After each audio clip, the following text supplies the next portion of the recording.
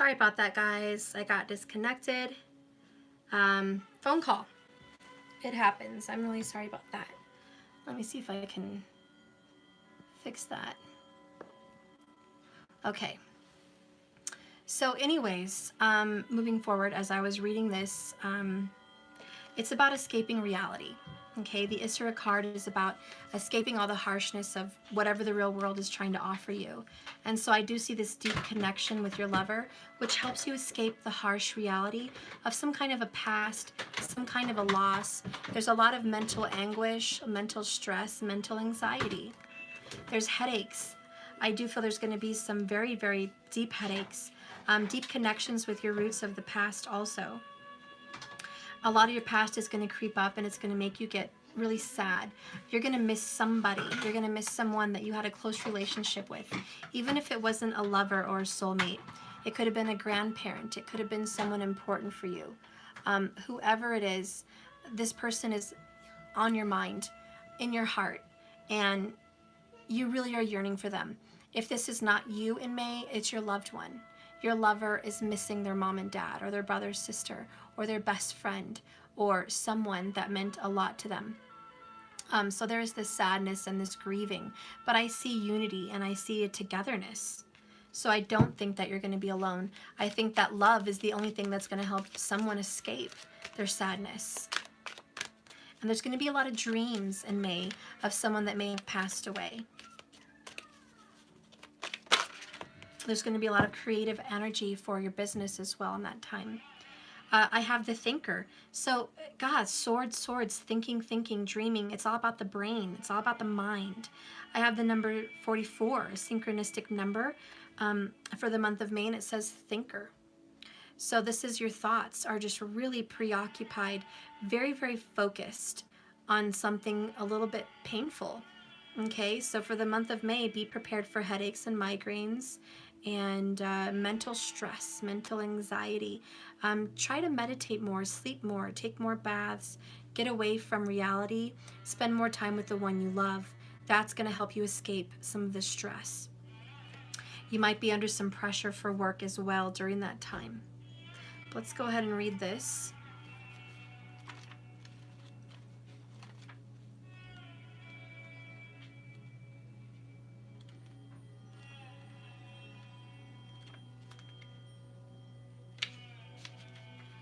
Okay, strategy, being analytical and logical. The ability to reason and strategize is in the focus now. Take things to face value and follow the logical path. Your calculations will prove to be correct. For this moment, there is no deeper meaning than that of the obvious. Things are exactly as they seem. You all have information you need. Keep it simple. You will win the game of life you're playing right now. So whatever's going to be happening, there's some strong energy here with the moon. The moon represents your imagination and your thoughts and your emotions.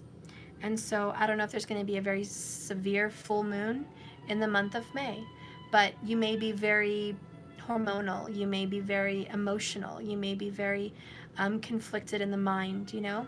So definitely do some moon magic if you can. Take some moon baths, take it easy. This is going to give you some release. In relationships for the month of May in 2020, it talks about love is not logical, but when you choose a partner, it is good to have things in common other than just a desire. This is a time to weigh the pros and cons of your partnership. Is there enough common ground? Go for it. If not, there are other fish in the sea. Don't force something to work. And should others tell you who they are, take them for their word. No matter what, this is the case and facts are facts. So it's quite possible that you and your lover may get into an argument in May. There's some very deep feelings, some very deep emotions. There's a lot of past, obviously, with Judgment coming up. So you guys might bring up the past. Be careful. Learn lessons from today about forgiveness, about regret, about letting things go. Something is going to get stirred up in May. That's all I know. It's very transformative. It's very Mars driven. It's very Pluto driven. It's very Tower driven. I feel, I don't see the tower, but it's, it's that energy. And be careful, because something will transform. May is the 5th month, and that represents change, the number 5, obstacles, conflicts, drama, uproar. No one wants to be a fifth wheel, so there may be some conflicts in May. I'm going to go ahead and read the rest of it. For work, calculated action is called right now. It's important to sit down, plan, and strategize. Focus on the steps you're going to take in May. Lists are your friends now, so get out your journal and write down those lists and those steps. Write down what you're going to do today. Signal the universe that you're serious about attracting abundance, your plans and strategies. So a full moon ritual would be very good in May, okay? This is write down what you want and do a full moon ritual, meditate, and bury your seed. You're going to want to bring something in. It's very powerful. Your plans and strategies will win wonderful results. Remember, your most effective strategy partner is spirit. You will win this game, and triumph will be yours for the highest good. If this is a struggle message, let's just say this is in reverse. Let's say you're having a hard time with this. You might be suffering from analysis paralysis. Thinking has its place. That's what it is. It's analysis paralysis. Overthinking judgment, overthinking the past. This is analysis paralysis. Virgo energy, that is the number 9. Okay. Someone here is really into their thoughts in May. And anyways, it says thinking has its place, but trying to figure everything out logically right now is not going to happen. Your conclusions will likely be faulty, and you may act upon false assumptions. That's going to get you in a jam. Give your mind a rest. Do something creative, exercise, or meditate. Soon you'll come to your senses, and an aha moment will bring new clarity. So this could really be, again, for Virgo energy, but this is for May of 2020, and it's really just like whatever's going to happen in May, you're going to be thinking and thinking and thinking and thinking and thinking. Give it a rest. Don't overthink something. Whatever's coming up, whatever conflict it is, because judgment is there. I know for a fact Spirit brought it to your life for a purpose, for a reason. It has to be there. Just know that. It's not an accident. It's not someone's fault. Someone didn't make a mistake. Whatever problem persists in May, it's supposed to be there. So just give it a rest. Don't overthink it. This too shall pass. And let's go ahead and pull a circle oracle for that, for the month of May. Spirit, please give me a message for the month of May. Besides conflict and drama.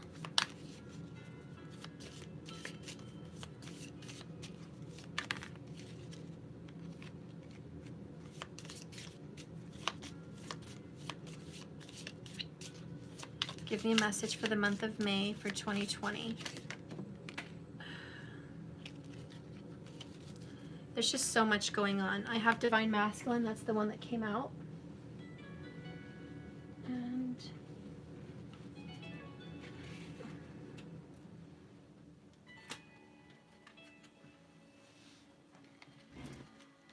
sweet results fell on the floor. So I wouldn't worry too much. Personally, I think the overthinker in May is your Divine Masculine. Now, whether that's you or your person, just know that I'm foreseeing it. I'm foreseeing it in May. There's going to be some overthinking. There's going to be some stress. There's going to be some worry, some anxiety for whatever reason. But ultimately, you're going to be fine. There's going to be sweet results.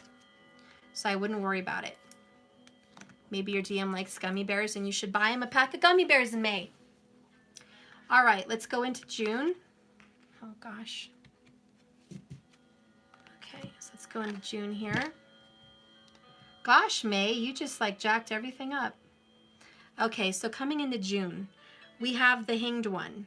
So this is the Hanged Man. Somebody may be learning how to read runes or watching runes on YouTube, but runes and Celtic energy may be very important in June. There's going to be some kind of a Celtic connection. Your family roots may be Celtic in some nature, but this is about deep connections, and it's about a pause and a reflection. It's about changing perspective and sacrificing your own wants and desires for the higher greatest good. So let's read this.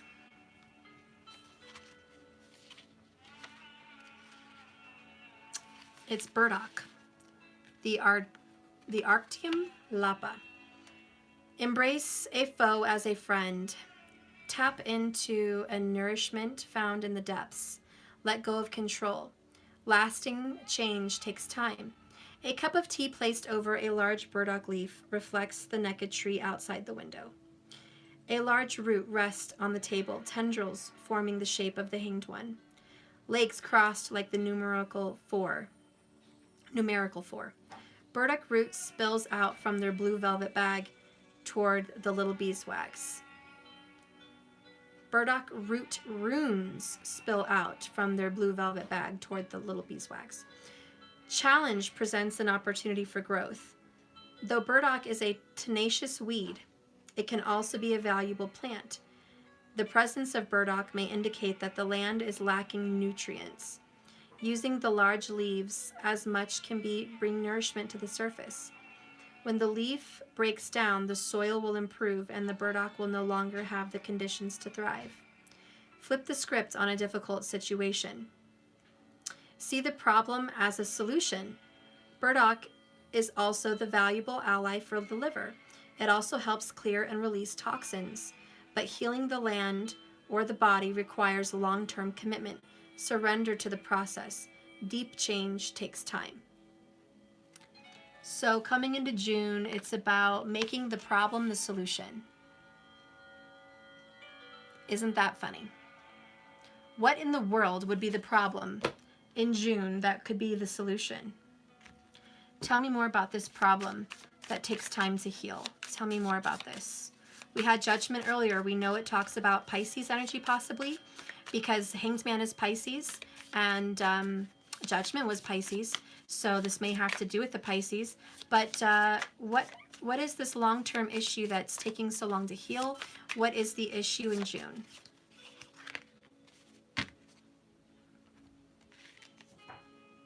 The Hermit. We have Virgo.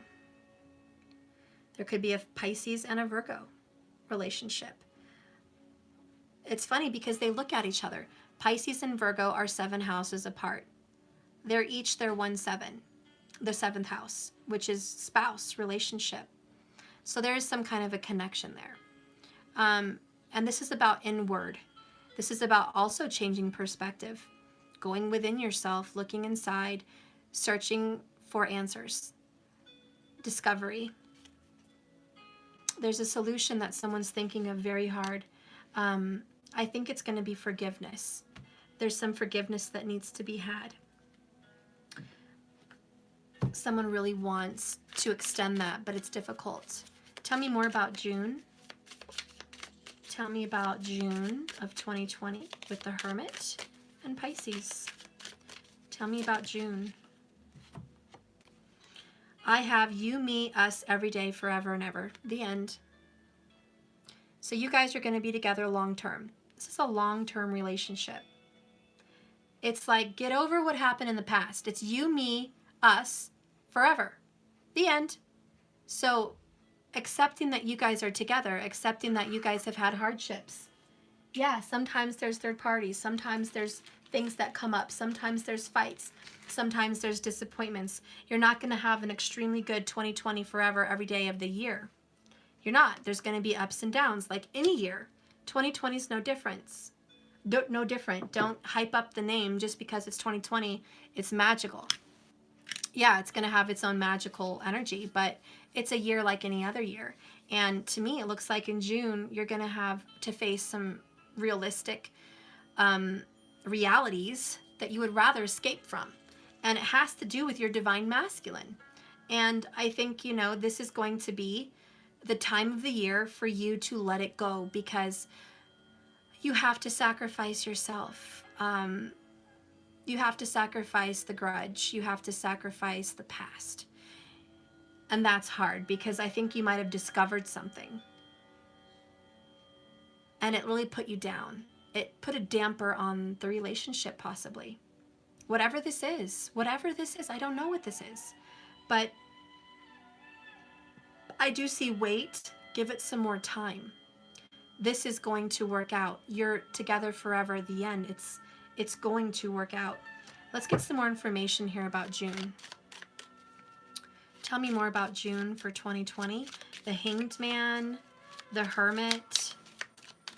What is this? The Hanged Man and the Hermit for June of 2020. June 2020. Wow. This is overcoming a karmic energy. I've got the Devil here in reverse and the Four of Wands.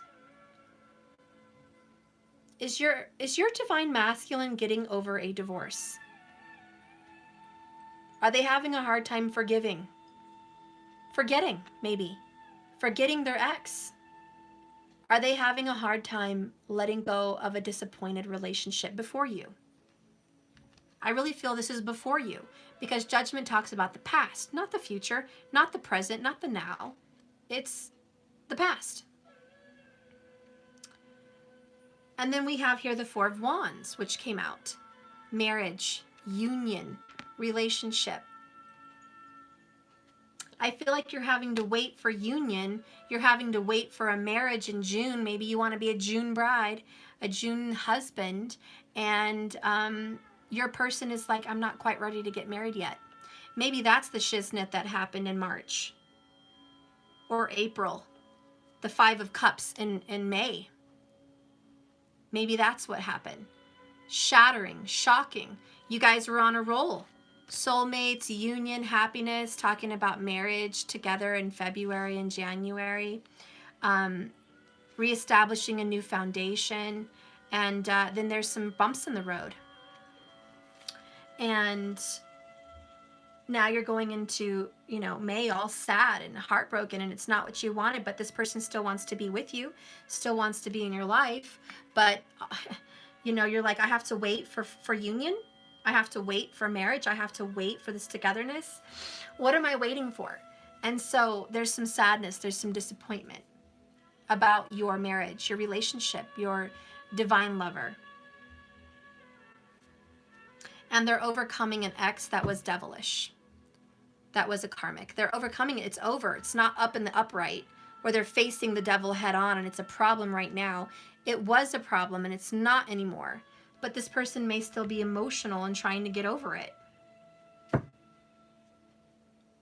Tell me more about June of 2020. Tell me more about June of 2020. What does this have to do? Tell me more about June of 2020.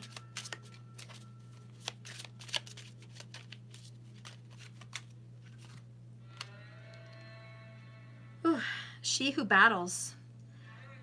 Aban Olaka. Aban Olaka. Wow. Justice. Fierce commitment. Man, not only did I have judgment, now I have justice. And commitment. Justice and fierce commitment. And we have the Four of Wands union. That's about a marriage. Someone is fighting for marriage, fighting for that ring on their finger, fighting for union. And I think in June you're going to want it, but it ain't going to come like you want it. Uh-oh. Maybe there's just a problem with the wedding, okay? Maybe you're sad because you didn't get all the money for the wedding, and now you guys have been sad, April, May, and June, your wedding's not coming up the way you want. You couldn't get all the money for it. Or there's some kind of financial scarcity, and you guys are still together fighting to make it happen. That could be, but let's go ahead and read this.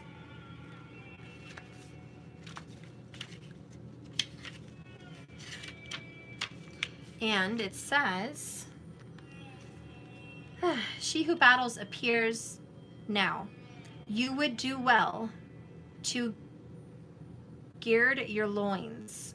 Not guard, gird. G-I-R-D. Whatever that is. Aban Kalaka is the Zulu word for fierce. She is not one to take the easy way out. Her performance is dead-eye, stare straight into the depths of whatever challenges her. Her bronze armor and her war ribbons match her ferocious gaze. Yet at the same time, she wears a soft white dress that billows in the breeze as she holds her sword back. As fierce as Abanalaka is, she is equally patient. She knows sometimes the best strategy to fight a battle is with words, not swords. Restraint, not aggression. And with the Hanged Man, I would say there's some holding back. There's some waiting and there's some holding back for a marriage. Abanalaka is here to help you face your current challenge. If you decide to stand and fight, remember her unwavering focus and complete commitment. Abanalaka knows she is the first victorious one in her heart. She cannot be beaten. But there is a great saying, you do not have to attend every argument to which you are invited. You are not diminished by refusing to do battle. Often it takes a greater strength to lay down your sword, and by doing so, you may learn something that challenges the entire scene. Your enemy may turn out to be a friend or a teacher rather than a taker. Whichever path you choose, stay fiercely. Okay, this is going to be a message not everyone's going to want to hear, but I'm going to say it. Some of you may be in contact with a karmic. I know. The karmic may want to be your friend come May or June. And the disappointing news you may have gotten in May with the Five of Cups was the revelation of some truth that stabs you in the heart about you and your lover. Like, did you know we planned for a baby? Did you know we planned for a marriage? Did you know he said this to me? Did you know he told me this about you? Did you know we planned on ABC? You know, whatever. It hurts. And even though you're in your lover's arms today in 2020, because that person may have came and given you some kind of information that broke your heart, that could just crush your spirit. And then coming into this union with your person, you're second guessing it. And now this person wants to be your friend. Now this person's like, I didn't mean to hurt you. I just wanted to be honest with you. And I'm sorry for not believing you about you saying how shitty he was or she was. I'm sorry that I didn't trust you when you tried to tell me the truth and I didn't listen. I hope you listened to my truth. And so now you're mind fucked because, you know, in May, you were Nine of Swords and the Thinker, and you were all in your head, trying to figure this crap out. Should I stay? Should I go? What should I do? I can't believe this is happening. I'm hurt. And then your lover's like, I love you. I'm not going anywhere. I'm sorry. Don't believe people, you know, whatever. And you're just like, I don't know what to do. I'm so torn. And you're supposed to forgive and forget, right? But you're not forgetting because it's haunting you. It's judgment. It's back in your face. So now you're fighting for your love. You're fighting for what you want. But now this enemy poses as a friend and you're like, should I trust this person? Should I? I'm not saying that's the entire situation for everybody. I'm just giving an example. Because how else is this enemy going to be a friend? It could also be that, you know, the mother that didn't want to marry off her kid to the family that she didn't like may be stressing because there's growth in the relationship and maybe she befriends the family she didn't like. And she's still very protective and guarded. Whatever this means for you guys, all I know is in June, you're going to be faced with it.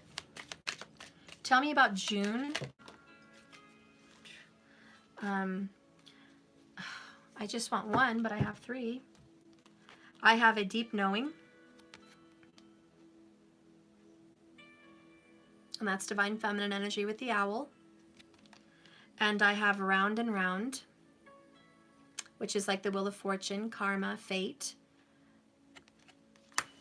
And I have exchanging gifts.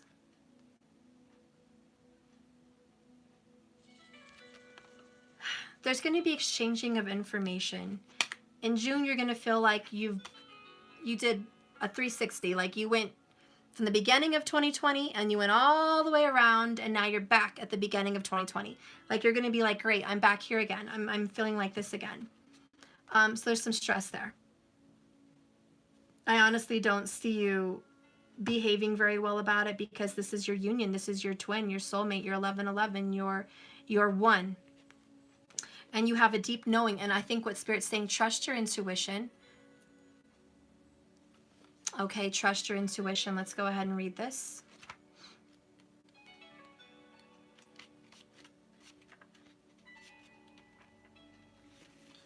Intuition, listening to the oracle within. Empathy, hypersensitivity. Intuition is the faculty known as you enter into a dialogue with Source, the consciousness that you are part of it but cannot see with the naked eye. It's perplexing that people are taught to ignore the natural capacity to navigate their journey and access their inner guidance. You have an ability to read between the lines and find all the truth that was missing when the story was told the first time. This deep knowing allows you to open the door to wisdom for far greater information than what is available, into the limitations of your human experience. Right now, you're being given information that may make no sense whatsoever to the logical mind, but with 100% correct true, your intuition is saying, listen. The trick is to listen and then act accordingly. You now are invited into the sacred dialogue of deep knowing. So tune in and trust your vibes. They will be right. Ask and you will receive answers from unusual sources. See?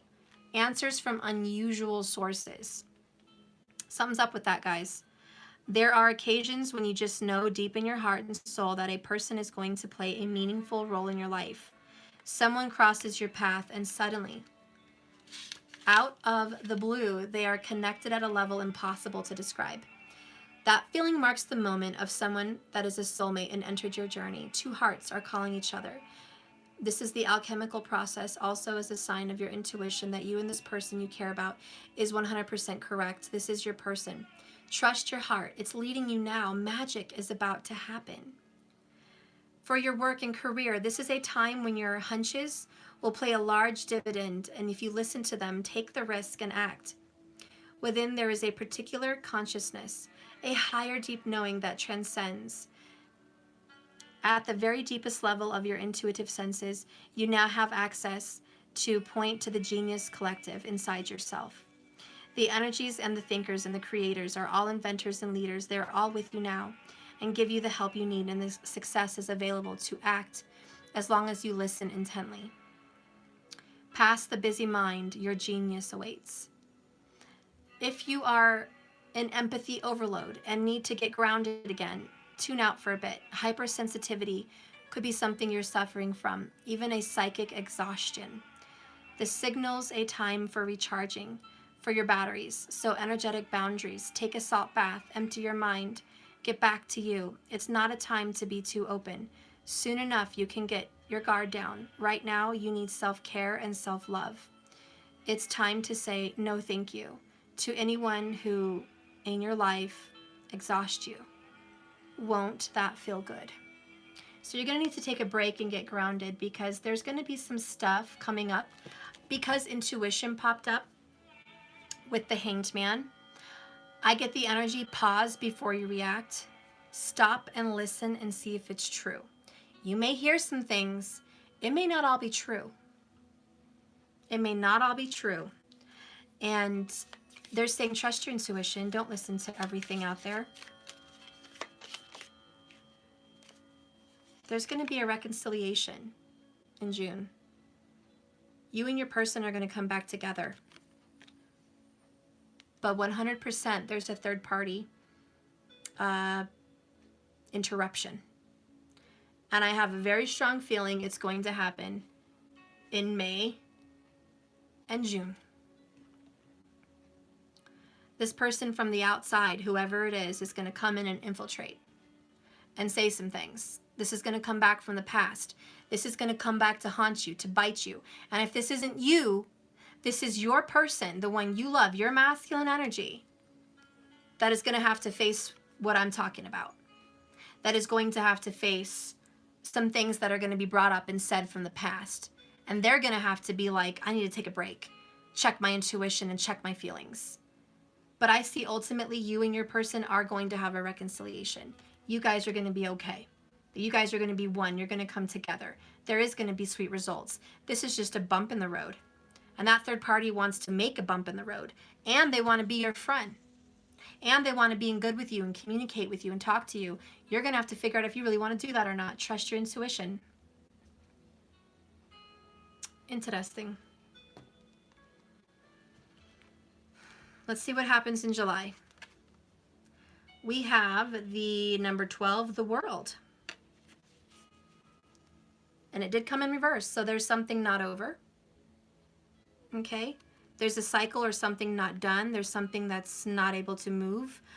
Maybe something that didn't quite go in your favor also. The World is very beautiful. It's like a crystal stone grid. There's a butterfly for rebirth.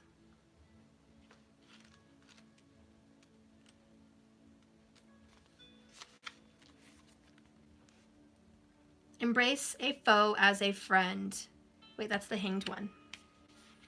Sorry, I was reading 12, but it's 21. I saw it literally reversed. That's never happened. I don't know why I saw it like that. Okay. Anyways, weave a rainbow that makes the world whole. Share your sacred work. Love wins. Love wins.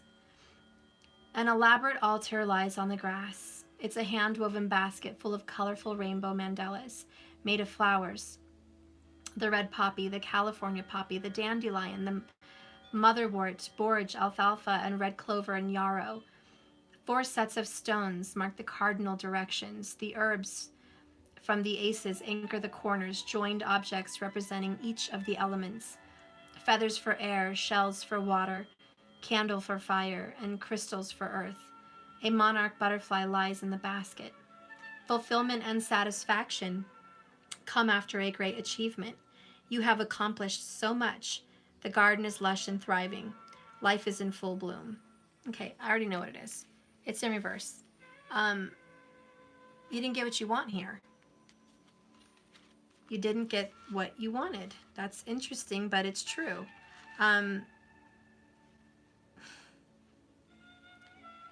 The fulfillment and satisfaction after a great achievement isn't here. Life is in full bloom, but it's not feeling that way. This is great power and the ability to create the life through joy and pain. Lessons have integrated on your journey. The monarch butterfly returns, completing the journey of migration. Life goes on. So somebody's not over something. Tell me about the world in reverse. Tell me about the world in reverse. The cycle continues. Tell me about the world in reverse. 4 of Wands.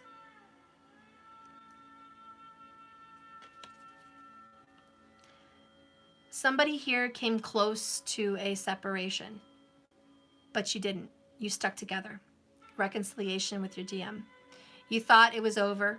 You thought this was it. You thought whatever came in this summer was going to end it, was going to just do you guys in. But it's not. Your love endures. You guys are going to have celebration. 11, 4 of Wands, union, marriage. Maybe you didn't get married in June, but it looks like you're going to get married in July for some of you. You're going to have a wedding in July. I do feel like you guys are going to have a long, sustaining love life. I do feel you're going to have a lot to celebrate. I think that you're happy it's not over, that it's moving forward in a really good, healthy direction. Tell me more about the 4 of Wands and the world. The Devil in reverse. You guys defeated the Karmic. High five. Yeah. Karmic wanted to come in and jack up your union, your marriage, your 11-11, your beautiful relationship. There was some problems. There was a bumpy road here. Gosh, May, June, and July, bumpy road. But damn, you guys defeated that karmic energy. You defeated that devil. You weren't tempted. You didn't fall for it. None of that. You guys were able to overcome. You're done with that. It's not going to be a problem anymore. Thank gosh. Spirit, tell me more about July of 2020. Tell me more about July. She who calms, Jenna. Stillness, purity, and quiet. This is the peace after the storm. You guys had some stormy weather for about 30 to 60 days, and now it's peace. That is a really good energy. I love that. So you guys are finally going to have some happiness, some joy. It's not going to come in and hurt anybody. This was all for good. This was all for growth. And it says, she who calms walks beneath the wintry sky. Her wise companion, the owl, follows her. There's peace here in the stillness of the trees. Her dress is made from feathers of white peacock and delicate overlay, Queen Anne's lace, echoes of the quiet purity in the snow. This goddess is a ghost of some sort. To others, she's a trusted confidant. But Jenna sees and knows all who reveal in her wintry world. A whisper of a cold breeze against her cheek is the kiss of thanks. Jenna appears in order to honor the pause. Come to me, child, she quietly calls. Come to me when your days are too full. Come to me when the noise overpowers. Her gift is calm companionship. An intimate walk on a snow-quieted day will bring reward when you answer her call. She and her whisper-winged guide want to show you the benefit of carving out a few peaceful moments for yourself. This lovely spirit of Winterland beckons you to join her for one still moment. Focus on your breath and appreciate all that we have done in this simple moment. Pause and give thanks for this calm respite. Right, so this is definitely peace after the storm. I'm so happy. I'm so glad you guys can have that. You guys did go through quite a heavy moment. And I think you guys wanted to stay together. I tell you that divine masculine energy didn't want to leave, wanted to stay with you. There was this nice companionship, and I just saw you guys making it through. They wanted to stay. They didn't want to break up. There was tears shed. There was losses that need to be let go of. There was some healing. There was some questioning about each other's loyalty and trust, but that was a test that was much needed, and you discovered your intuition, and now you guys are reconciled and happy and in union. 1111 is union. And so here it says, I will climb whatever mountain, any amount of stairs before me, to make my way back to you. Capricorn energy. And I have to say, so far in this whole yearly overview, we had 2 devil cards, 2 Capricorn energies. That's pretty big. Capricorn is a big part here. And you know why? Because what's going on in Capricorn, guys? Saturn is going to be in Capricorn. And what is the date? Let me get the date on that. So Jupiter and Saturn are together in Capricorn March through June. Look at that. Look, March, April, May, June. We started having some issues in April, and then we got a little bit more issues in May, and then we had more issues in June. Okay, then Jupiter goes back. But then in November of 2020, he's back in there again through April 15th, or April 5th of 2021. So you see how that was like a trial, a lesson? Jupiter came into Cappy with Saturn. They were conjoined. No wonder you were going through this big lesson astrologically for 2020. No wonder you had this major upheaval, this mountain. Capricorn brought the mountain. Jupiter brought the lesson. Also the blessing, which is healing and recovery of your relationship. You and me have a forever kind of love. And that's why it's not going anywhere. And that's why. Because Saturn, in its own sign of Capricorn, is about using things to your advantage, being patient. You know, and that's why you had the Hanged Man. And you had more patience with the Wheel. It's all about this patience, this pause, this reflection. The theme of this transit is becoming patient and waiting for the opportune moment to seize it, rather than waiting for your energy and efforts to make something else happen before it even should happen without divine timing. This is a really big time of learning to harness all your power, all your energy to your advantage. That's why it had to be quiet, like the owl, and the owl just staying quiet, your divine feminine energy, high priestess energy, closing your mouth and not saying anything. Just trusting your intuition, because Spirit's going to tempt you with those 2 devil cards. Temptation, temptation. And this karmic energy wants to stir the shit.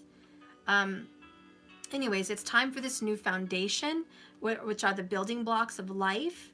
This is the framework. Remember the fourth quarter? Okay, the fourth quarter is the framework in April here to establish your future. And what was the fourth quarter showing?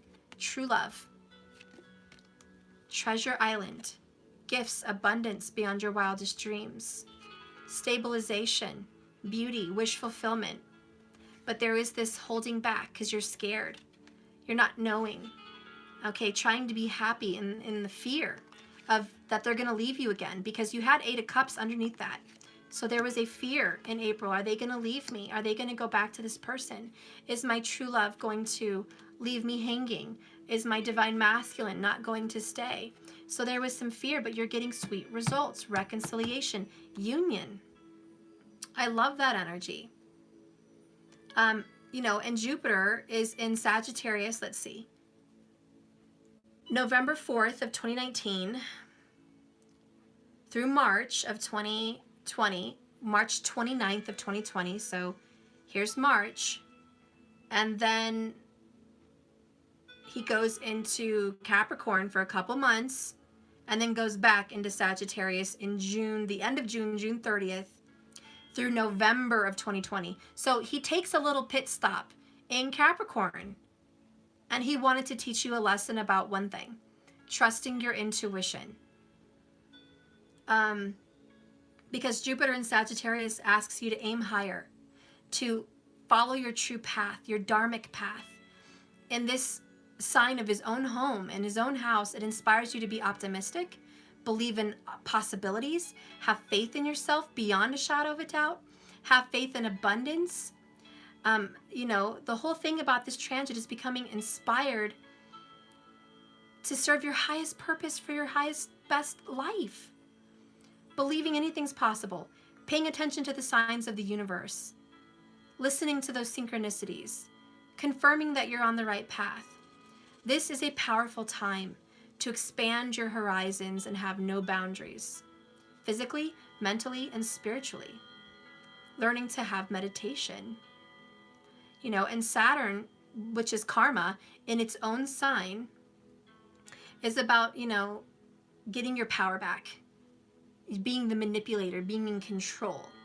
It's about working smarter, not harder. So taking advantage is really what it's about, laying your foundation for what will be.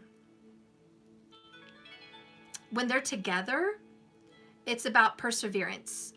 Optimism and luck will turn Saturn into a happier energy and overcome obstacles that Saturn once thought weren't possible. It's manifesting your goals, which is what? Marriage, 11-11 union. So what are you waiting for? This planetary transition for 2020 is big, big, big. And it's coming together in the theme of having faith. It's having a theme of perfect divine timing. It's having theme of miracles. So count each blessing along the way, because Saturn and Jupiter both, you know, they're in retrograde, I believe, like the second week of May, which is ironically when you're having the 5 of Cups and all these problems. You're all deep in your head. Escape, fantasy. Look at that, 9 of Swords. That's when they're in retrograde. Okay? Giving you opportunity to revise your visions and your goals. To check that you're being true to yourself. Checking your priorities, your responsibilities. And that's what's happening during that time. And that's why you're being judgment. You're making big judgment calls. You're trying to make sense of what you should do. 5 of Water is this freaking obstacle, but it's still growing. It looks like you have all these obstacles, but that's just because it's like Jupiter and Saturn are blinded. They can't see very good in May because they're in retro. So like, I don't know what I'm doing, man. I'm blinded here. You know, one person's using their eyes and one person's using their, one planet's using their eyes and one planet's using their hands. And they're trying to work together and they're not doing their best, but they still bring results, and results are you guys are going to overcome this. Venus, we're going into March here, is in its own sign of Taurus. Thank God. In March 28th through July 31st, 2020. Why do you think you guys are having this defeating of the devil and union? Four of Wands. You guys are going to make it through. This isn't over. You thought it was going to be over, but it ain't over. It ain't over till the fat lady sings. And the fat lady is the Wheel of Fortune, and she ain't sang yet. So Venus in the sign of Taurus, look at this. In March is when it comes in, and look what you have in March. Soul ties. The building blocks of your love being established. More love, unconditional love. The listening, the receptivity, the emotions that Venus is in the sign of Taurus. You know, we talked about Taurus represents what? The stability, the foundation, and there it is. There it is. Dear past, it's been real. Thank you for your lessons. Future, I'm ready. Well, I hope you are ready because you know what your future holds. So I really hope you are ready. Yeah, but Venus brings in an offer too. Page of Cups, love. And the Hierophant brings commitment, love. So no wonder Venus is in her own sign of Taurus. She wants to bring you love. She wants to build your relationship. She's listening to you. She wants to give you that unconditional love. Venus is taking the time to experience love and beauty in the world at that time. These are going to be, like I said, food, pleasures, going out to eat, music, art, finding inspiration in everything you see and do, going into nature, getting out of your head and being more open to life, sustaining a nourishing, like a dietary plan or an exercise plan. Venus and Saturn are friends, so they get along very well. And they have strength, and they're aspecting during this time. Like the muse, Venus is inspiring Saturn to be more loving, to give more what? Love, to give more rewards for romance and union. So Venus is like, hey, Saturn, can you give these folks some love down here? You know, then Venus goes into retrograde. When? Let me look. May 13th through June 25th.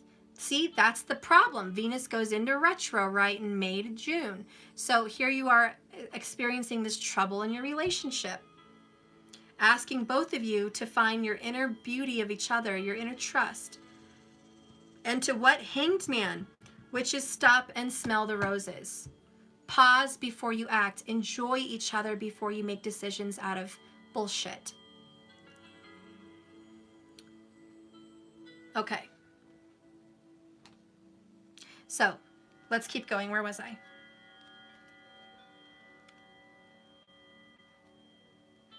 All right, so, oh, my back.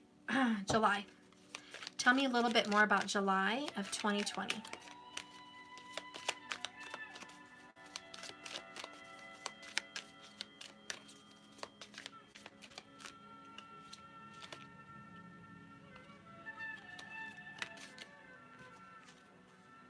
Oh my gosh, blessed. You finally get over that hump. You finally become blessed. You finally get your wish fulfillment. And guess what? It's the number 22.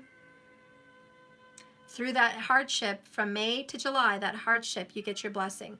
Why? Because Jupiter delivers, and so does Venus. And Saturn and Venus are friends. She inspired Saturn to be nice. So you are blessed. And let's go ahead and read that, number 22.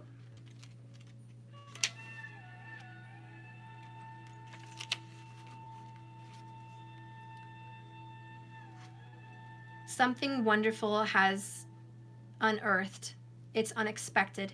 It's grace that is unforeseen. It's a gift from Spirit. Oh my God, it's a blessing. It's a miracle. The Oracle's message is there are moments in life when out of the blue, it seems that everything has been orchestrated by divine intervention. You feel blessed in ways that are so difficult to express. It's as if the Red Sea parts in front of you, and you see events come together to banish your troubles easily and naturally. It's a miracle. You know deep down you did not deserve any of it, and yet here you are. This is one of those times. In July of 2020, let awe and gratitude for all your blessings guide you now. In a relationship, you're moving toward the deepening of intimacy and a unique sacred partnership. You know you are meant to make this connection. This union, holy crap, yeah, Four of Wands, blessed by the divine, will bring transformation and beauty into the world. This is also a sign that, even more important, you're being called to take a deeper intimacy with yourself and spirit. With this new development, you will see evidence of grace in your life. See, grace is forgiveness, peace, abundance. I love it. That's what's happening. For work and career, unexpected windfalls of good fortune come your way again now. You're in a phase where difficulties or obstacles may have stemmed your success, and they seem to disappear now all on their own. Be ready to receive the gifts. Windows of opportunity are flourishing open wide. Accept the blessings given to you now, and don't forget to share them. And protection message, humility is called for right now, as grace is an unearned gift. You don't gain this by your own desires or actions.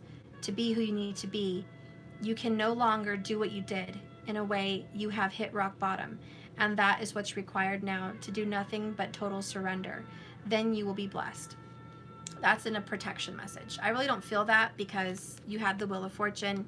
Even though it was in reverse, it just, I feel like nothing was, it's not changing. Your path wasn't changing. And I just see there's peace after the storm and the defeating of the devil. And I just see this union. So I really feel like July is a very big blessing. And I don't think you saw it coming. And I think it's a surprise. And I just think you're going to be blown away, shocked how the events unfold come July. Please give me a message for July. Please give me a message for July. Look at that. We have pleasure. Not only do we have blessed, we have pleasure. Wow. That's a very loud message. You're going to have a lot of happiness and joy. You're going to have maybe celebrations, birthdays, occasions, 4th of July parties, weddings, good times with friends, events, unions, everyone coming together. This is celebration. You're going to have it. You're going to have it. That's what's coming in July. Going into August, what do we have? It is Curandera of Air. Curandera of Air. I don't know what that is. Rosemary. Rosemary talks about loyalty, fidelity, faithfulness. There's some skeets, so there's some reaping there, but I don't know what this means. Curandera. Have you guys heard of that? I've never heard of that. What is the Curandera?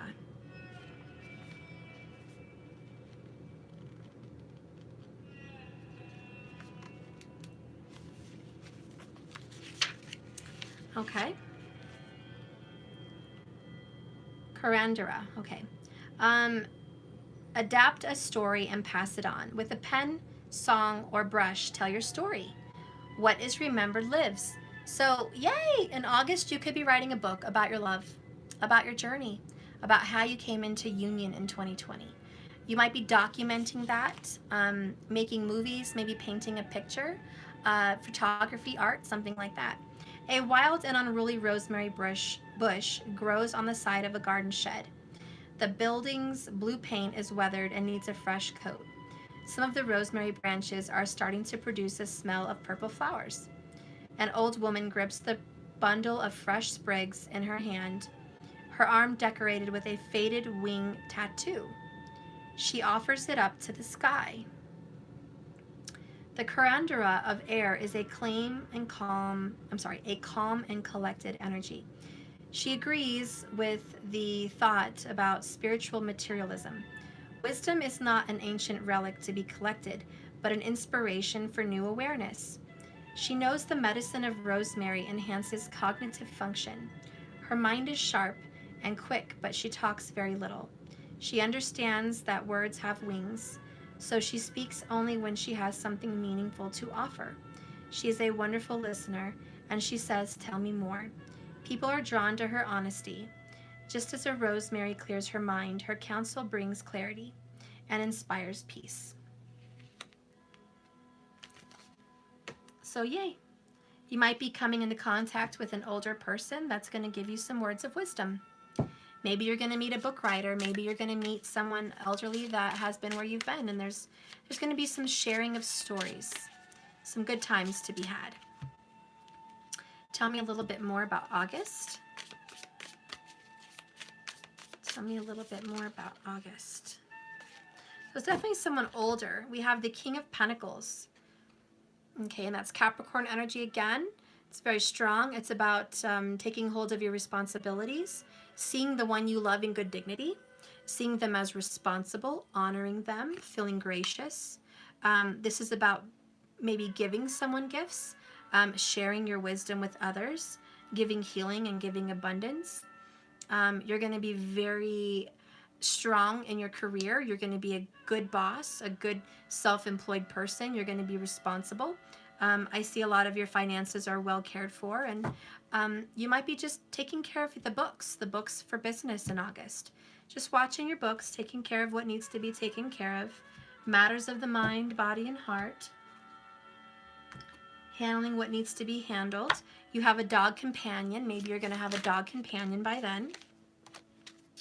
We also have, it's not the distance that's separating us, it's your silence. So you're just quiet. You're going to be very quiet in August.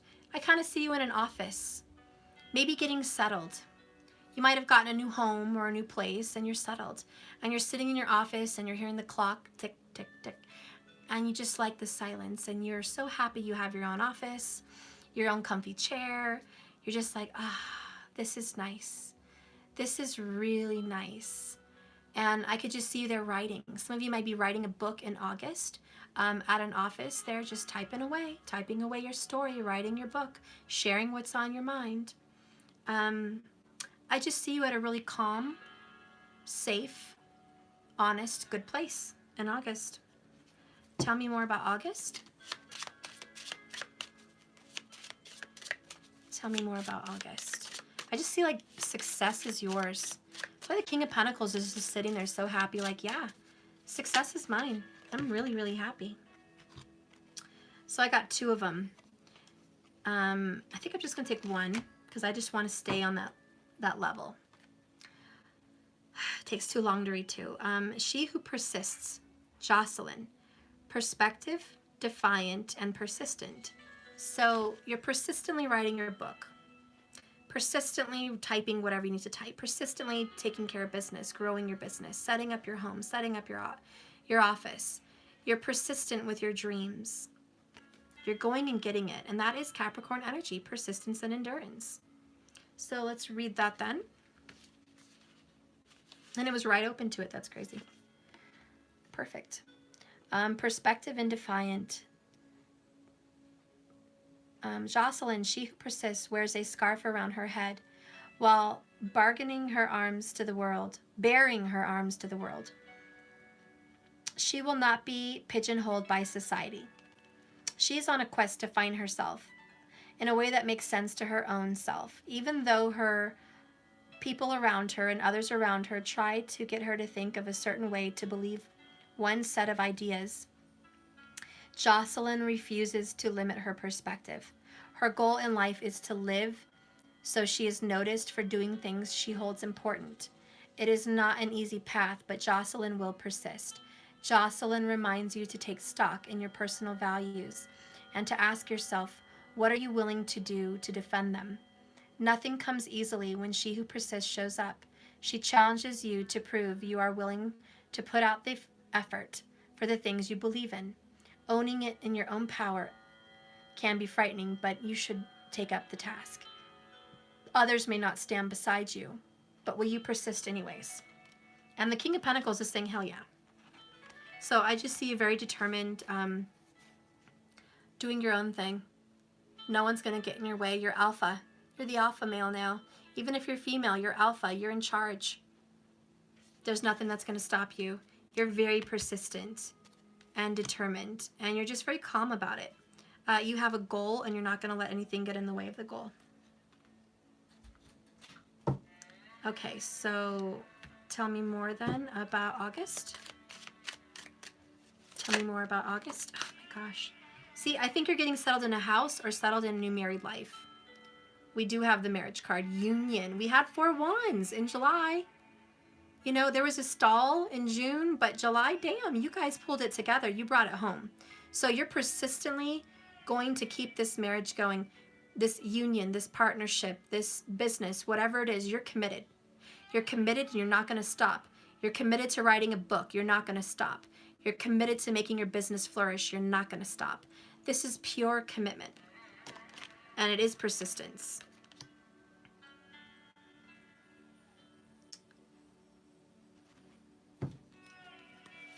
Tell me more about August.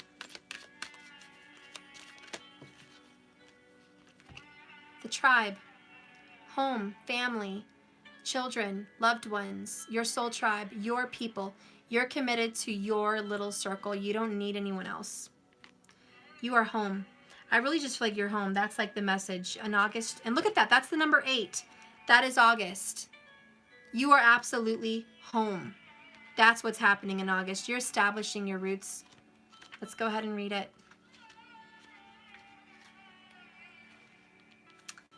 The community, a longing and a belonging. To be seen and understood by others, like-minded connections, a sense of family and friendship. Your place in the world, your legacy. This is like the 10 of Pentacles. Whatever you're doing for you and your family, you're going to leave behind for generations. I know that. Okay. This card signifies friendship and knowing your place in the world. It signifies affiliations with groups, human societies, social cultures, and knowing that things are beautiful. Families and communities. In tribes, everyone has an important function and feels like I matter. Membership to the group provides a sense of belonging. Regardless of its form, focus on your little group. You will be inspired by it and want to contribute. Your contribution may be small, but as showing up as large as becoming a leader, or becoming as large as being a leader. No matter what position you have in the tribe, your presence is needed. In a love relationship, you discover the essential qualities that you share with another person, and perhaps also those you don't share. There are times when you follow the other person and they lead, and there are times when you lead and the other follows. The appearance of this card points to the importance of learning the proper song and dance between the both of you, accepting your place, knowing your truth, and being aware of the dynamics and your place in this unit. So yeah, in your relationship, it's like you're the husband, I'm the wife. Or you're the spouse, I'm the spouse. We have a place, we have respect, we have a community, we have a union, we have a partnership. Know your place and I know mine. And I just see this coming together. It's really solidifying. In your work, whenever you're in a community of like-minded others, you're powerful. And it's essential to ask, where can I be of use? Where can I help? Figuring this thing out to fill a need. Don't try to be all things to all people. Choose your role and be true to it. Serve them with a sense of authenticity. There is no greater feeling of accomplishment than knowing you have a purpose. But be aware of compromising your integrity in order to belong. Don't dim your light to make others feel whole. This will never fulfill you. Now is the time to stand up and be willing to see what's real. Stand tall and be authentic to yourself. Don't be afraid to be yourself and step into the role your heart feels you should take. Making yourself small bears at a high cost. So yeah, this is not being taken advantage of. Letting your voice be heard, standing up for what you believe in. This is like, belonging to a church possibly, and because it has cultures and beliefs, and they don't want you to do something. They don't want you to be a leader. They don't want you to do something for the church, and you really feel that you're guided there, and then you walk away because they're not like-minded. They're not your soul tribe. They're not going to honor your callings, so you're out. It's standing tall for what you believe in, not compromising your beliefs just to feel like you're part of a group, okay? It could also be like you're in a family, you're newly married, and they don't accept you. So in August, it's like you're part of a family, but you're standing your ground. You're like, I love you, but this is my home, my unit, my wife, my kids, my husband, my kids. We have our own tribe, and we have to focus on us, and we're not going to let other people, ruin that. We're our own little unit. So it's about knowing your unit, knowing your place, feeling a need, and being a part of other people's lives, sharing in that community. Clarifying that energy we got. Ugh. Karmic chains being broken for August. So there could be some broken, losing of people that are no longer good for your tribe and your people.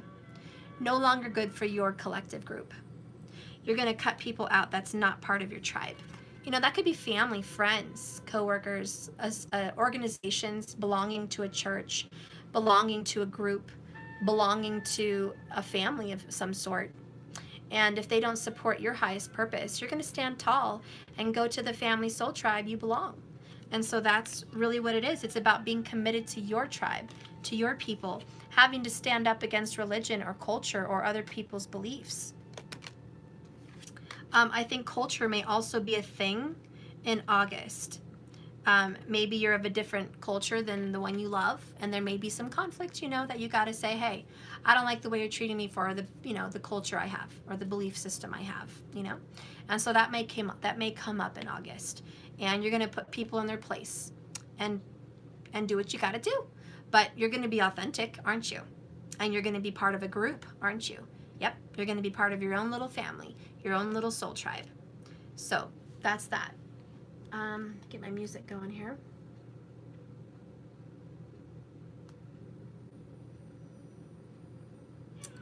It's funny because I was looking, we just did August, right? Wait, yeah, August. So Mars is in its own sign of Aries in August. And that's going to be August 16th through November 4th of 2020. So for a long time. And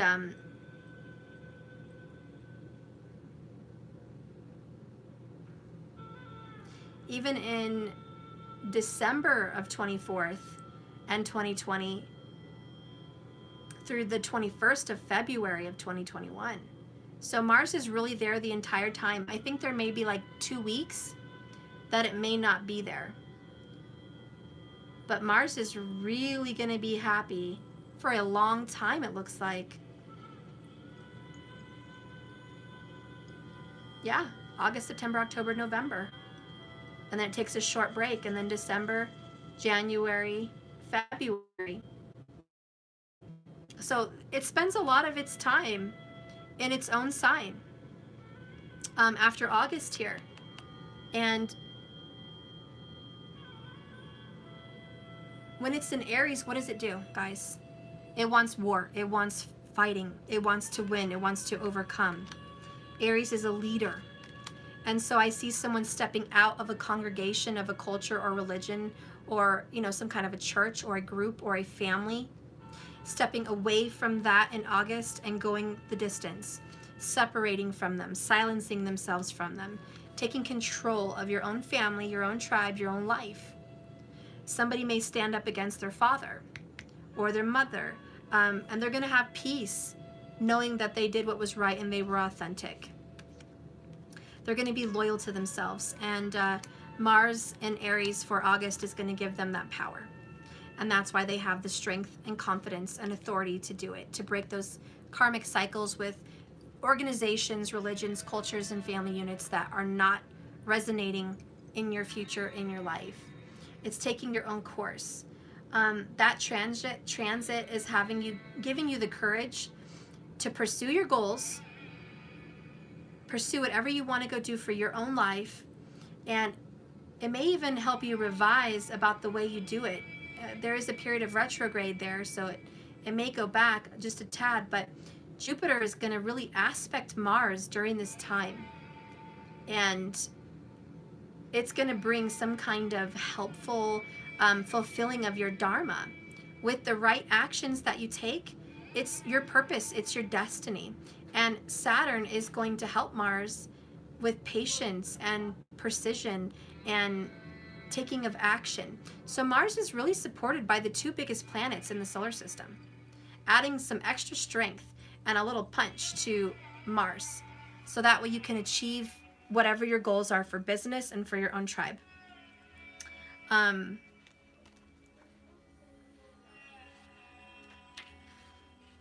didn't finish. Did I? Oh yeah, I already did. Okay, so we're moving on into September. September of 2020. Yay, I have 10 of Earth. Horsetail. Harvest time. Gotta love September. This is beautiful. I love all the tall grass in this picture. And so let's see, September 2020, what are we bringing? This looks like prosperity, abundance, and harvest. 10 of Earth talks about legacy, marriage, family, children, sharing of union, sharing of home, sharing of name, sharing of bank accounts, sharing of money. It also represents prosperity, like to the highest of abundance, being very financially well, very abundant, very healthy, looking very good, and just feeling like life couldn't get any better. So September's looking really good. Let's go ahead and read that.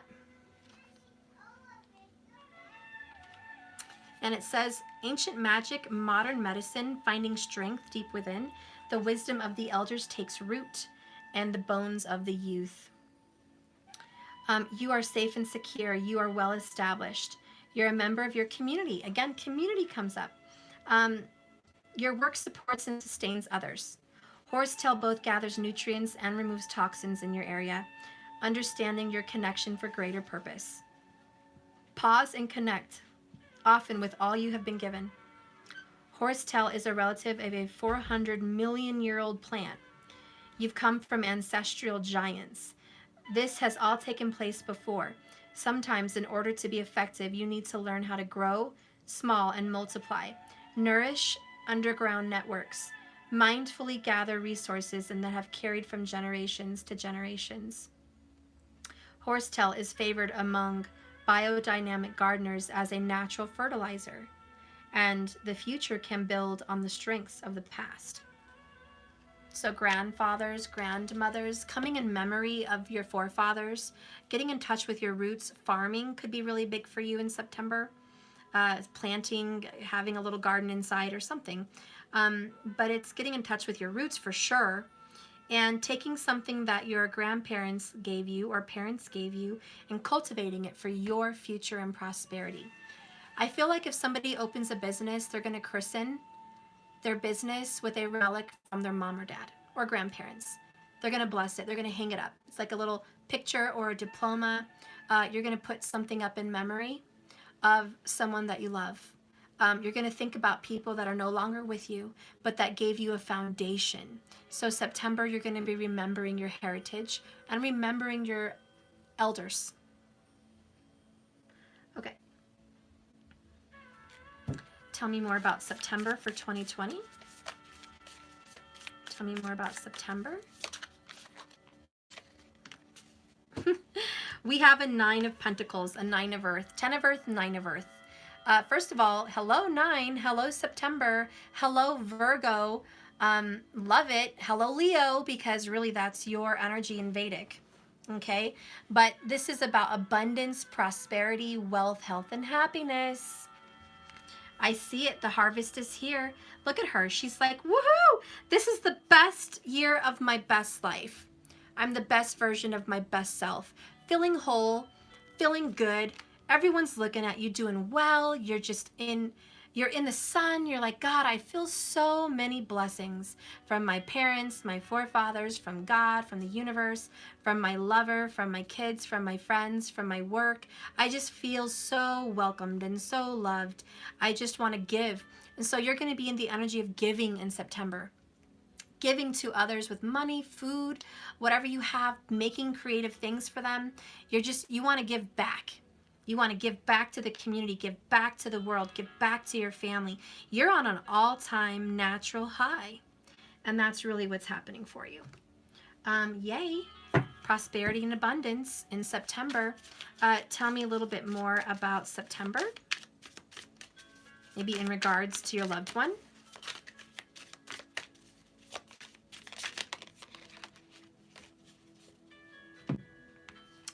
I carry you in my heart wherever I go. No, this is strictly about remembering someone who's gone. I carry you in my heart wherever I go. And so this is hanging up pictures, memories of someone you love in September. Even if they're just maybe on a trip away from you, you're thinking about them. They're in your heart. Some of you guys may be traveling to Italy, in Rome in August, or thinking about Italy. Maybe it's a birthday getaway. Maybe that's a gift you want to give someone. Maybe you want to give someone a trip to Italy. If all is well, maybe you want a honeymoon there. I don't know, but there's going to be some traveling for sure. And I definitely see Italy on the forefront. Okay. Tell me a little bit more. Oops, I missed one. Tell me a little bit more about September. I just want one. Oh, dropped it. Hang on, guys.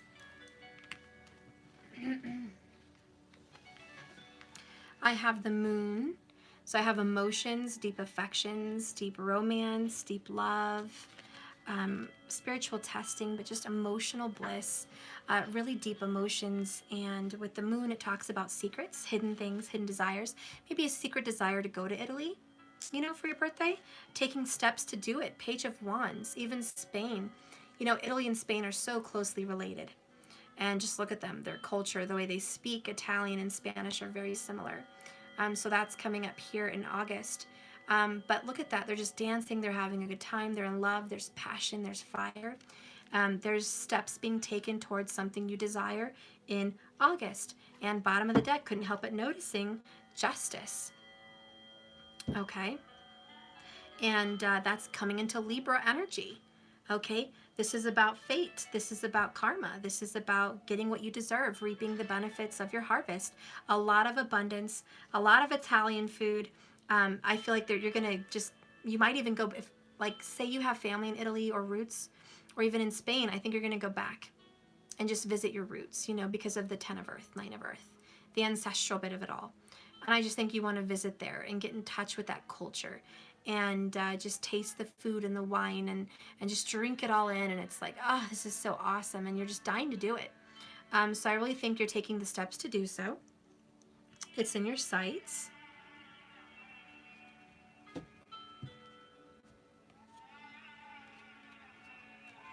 Tell me a little bit more about September. Okay, well. She who is present, Taraz, now awareness and acceptance. And then we got she who surrenders, Estefania, chains, bondage, release. And that is definitely Spanish. I'm going to read that. So you're in the moment. You want to surrender all and just release your chains and bondage of your past and release and go be free. Let's read her. Estefania.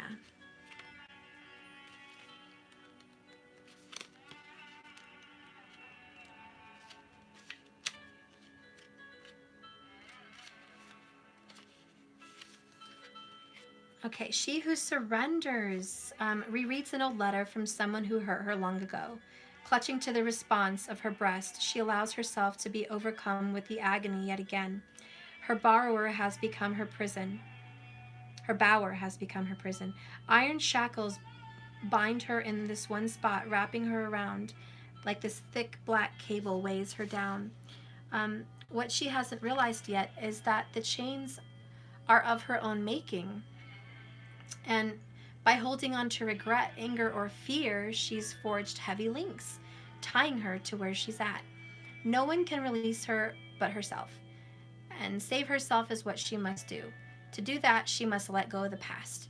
The lesson of this card is that when you surrender to the losses of what the past is, when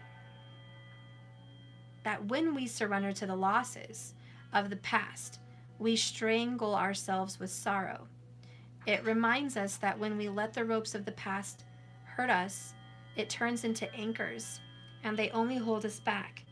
Your task is to carefully review things of your past. If they cause you pain, you must let them go.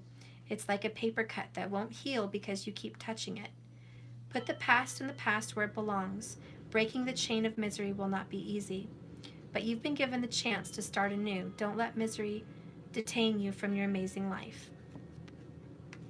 So I feel someone may not want to go with you on this trip. Maybe your mom or dad or brothers or sisters or lover doesn't want to go, and you might have to go by yourself. There might also be some sadness because maybe you wish you could take your grandpa or your grandma, or you're thinking of them and you can't take them because they're passed. They're passed on, and so you're letting your sorrow ruin your happiness. Instead of being happy that you're able to reconnect with this world and have a new beginning and see beautiful things and be passionate and have a new start, you feel like you have guilt that needs to keep you back a little bit. So maybe that's like some suffering you think you should suffer for your loved ones, for your ancestors, or for your family. Some of this is letting go of ancestral karma and baggage. And if it's not you, it's your loved one, you know, they gotta let go of that ancestral pain. Maybe your lover is sad and depressed and doesn't want to let go of the past from their parents, their dad, their mom, and maybe they're struggling wanting to take this trip because they can't take someone with them, you know, and they're struggling trying to go with you, and they're like, hey, you know, it's okay, let's just breathe and let that go, and we're gonna have a great time. You know, sometimes it's working together, okay? But this is the energy of September, my bad. So tell me a little bit more about September.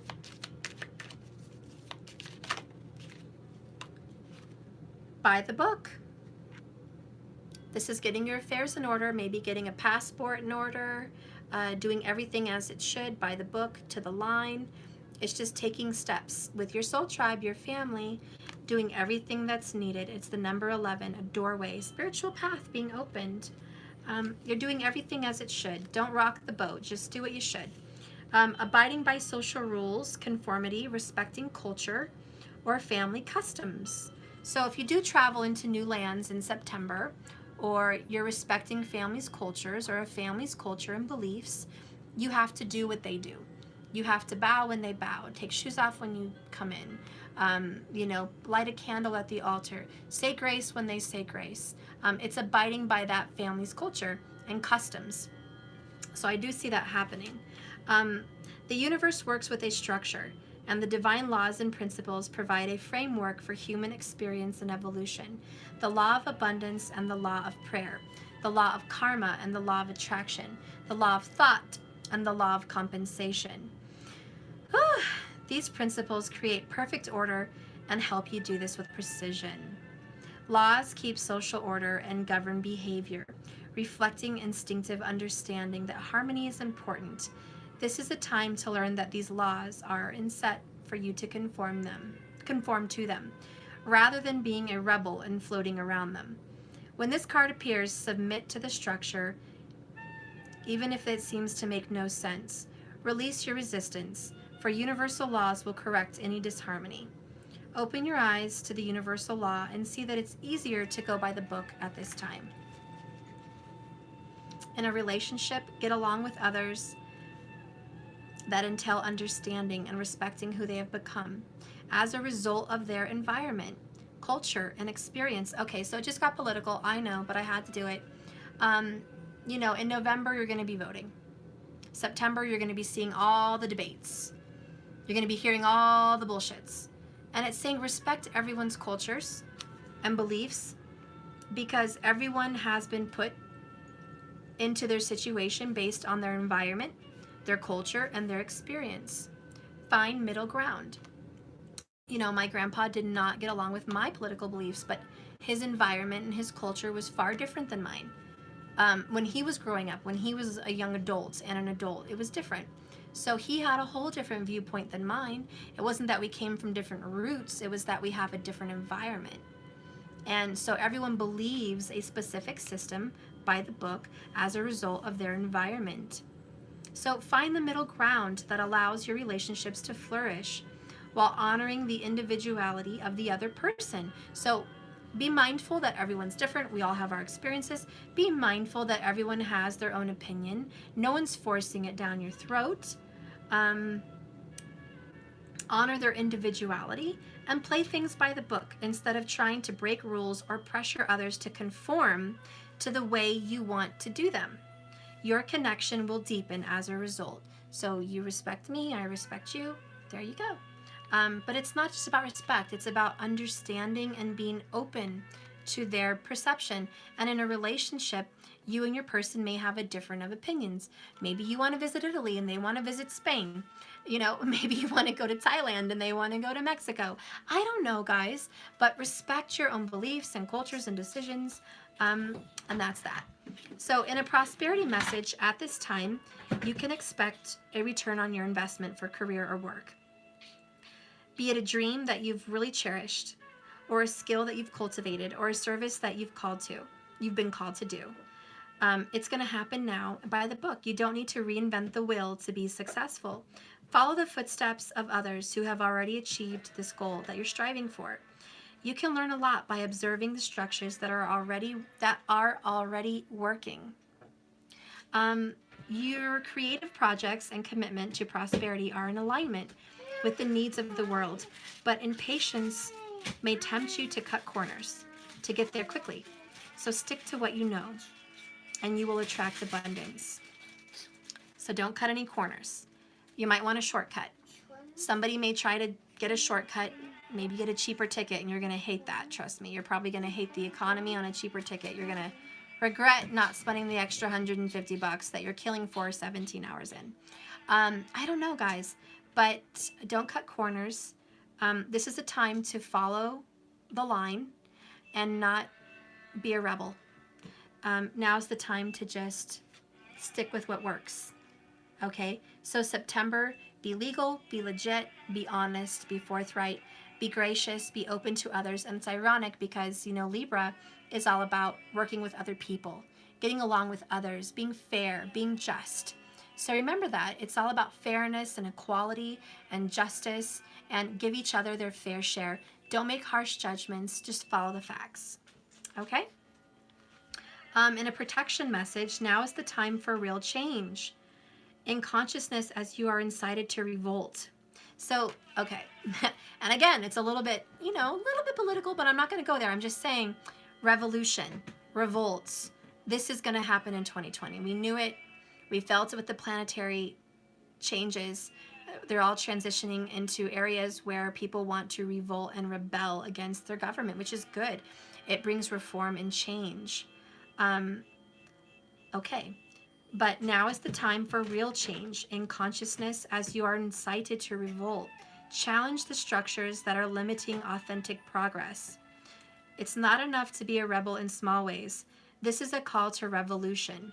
So this is a protection message. Focus on what you really want to achieve, regardless of whether it feels so far outside the box that an establishment needs order to reject it. Genius, invention, and transformation are rarely comfortable, less likely to be accepted by the mainstream.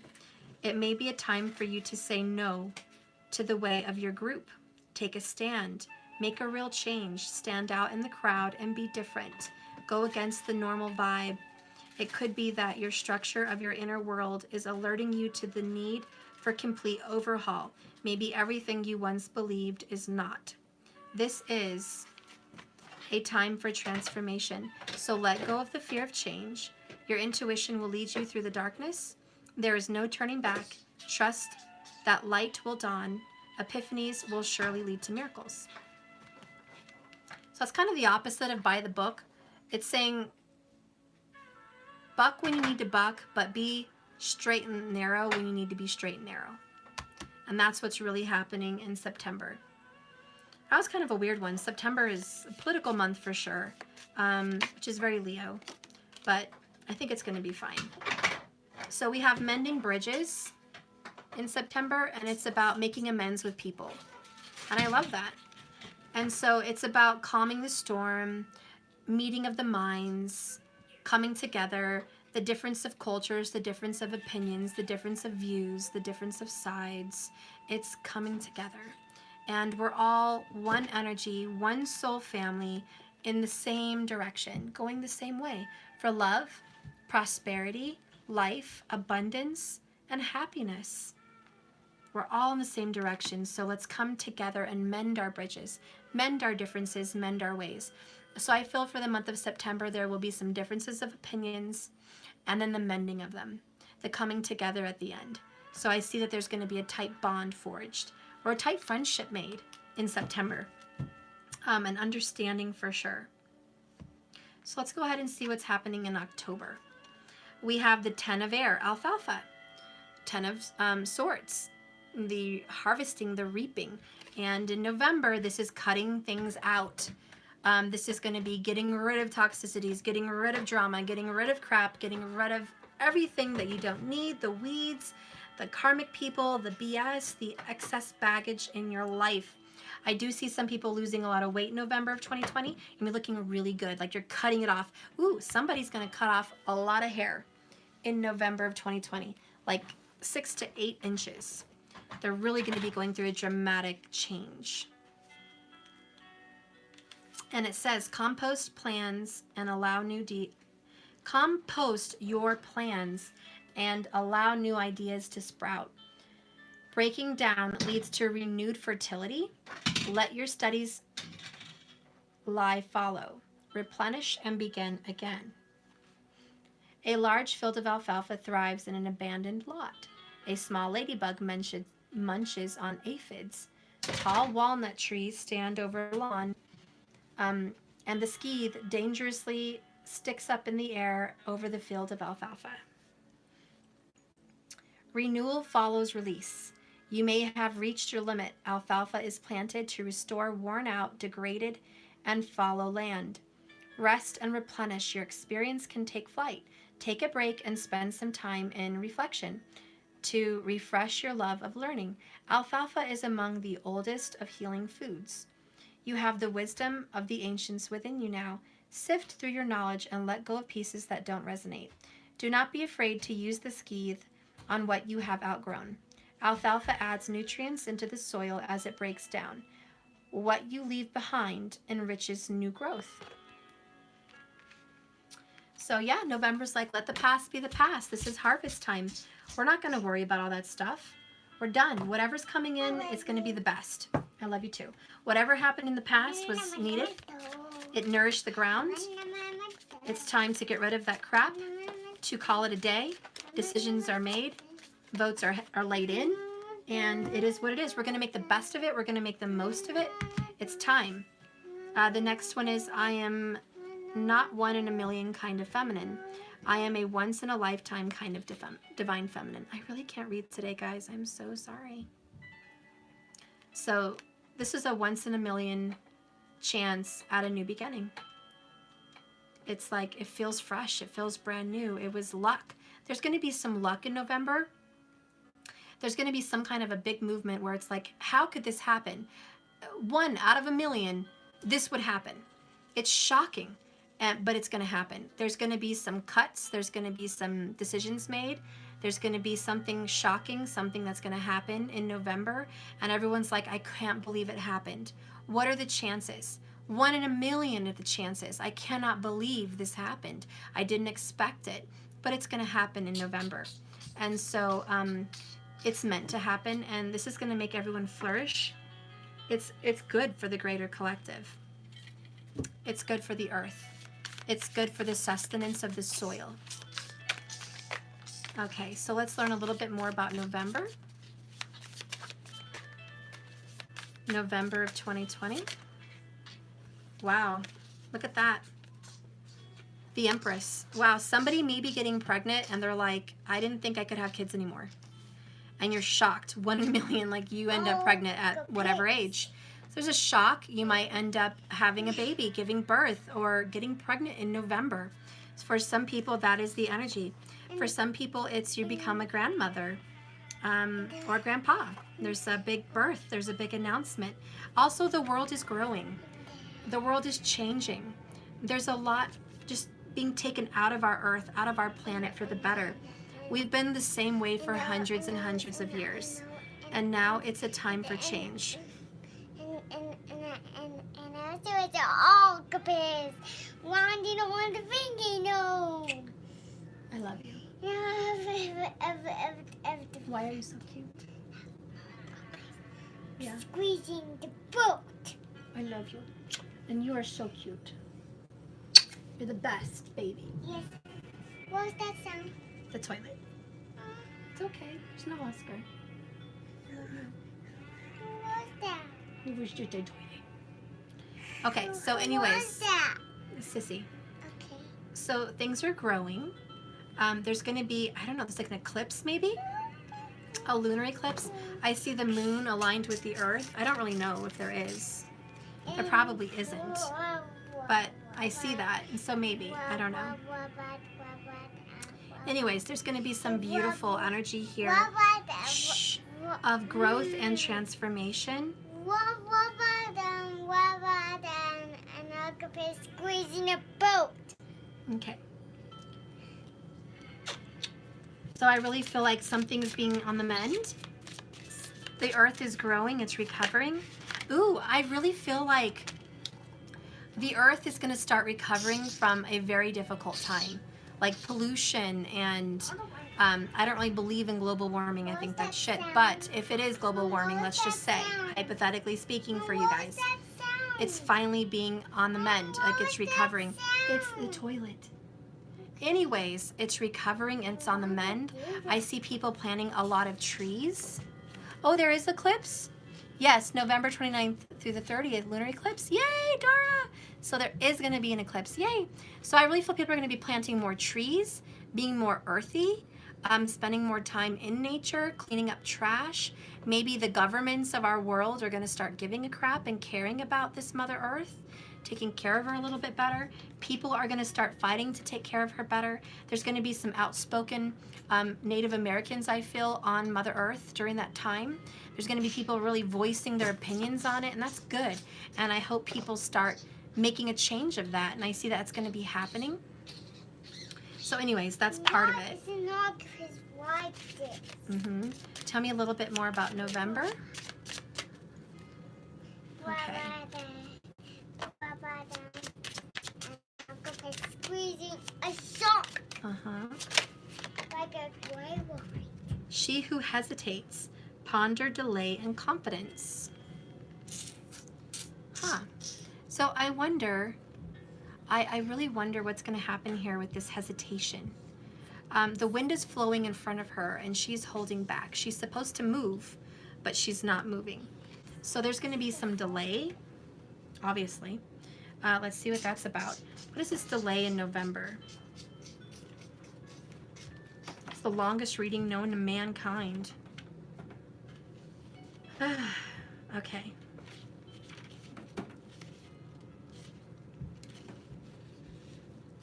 She turns her back from the open doorway, even though she can see the sun streaming through. She's not really sure how it illuminates her own gifts. The violin hidden behind her demonstrates how hesitant Mora is in spite of her talent. She is the young person poised on the edge of her next big step. She delays taking forward motion because of fear and uncertainty. It is fear of the unknown that often hold her back. What would you say to Mora, whose name means hesitate, to encourage her to follow the bright light? The lesson of this card is that hesitation holds you back. Look closely at your own shadows and see what fears are standing in your way. Acknowledge these fears and set them aside. It is now time to summon the courage and confidence to act. Trust your talent. Step into the limelight. So someone may need to speak out for this world, but they're hesitating. There is also something about in November, someone has some truth, but they're hesitating to say it. Whatever that's about. So there's this hesitation of opening up. Hesitation on the ending of something possibly. Something's growing and then it's going to be changed for life.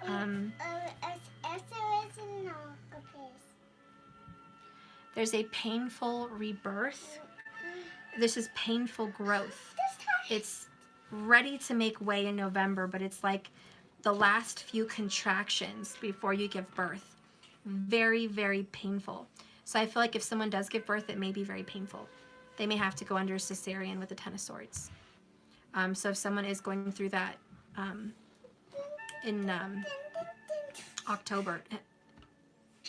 Wait a minute, what the hell am I reading? Oh God, I jacked this all up. I was supposed to be reading for November and it was October. So I'm gonna switch it. This is going to be November, this is going to be October. My bad, guys, but it is what it is. Sorry, I don't know, I got ahead of myself. Got the heck ahead of myself, guys. Anyways, maybe that's the hesitation, right? Yeah, November couldn't wait, so I needed to do it first.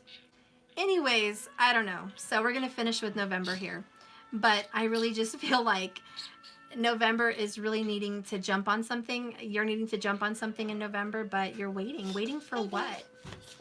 What are you waiting for in November? Mama, Daddy. I know. Daddy. I know. Daddy, come here. Go over there with him. Don't. So, because he wants you. So tell me about November. I don't know why I just skipped over October. That is the weirdest thing.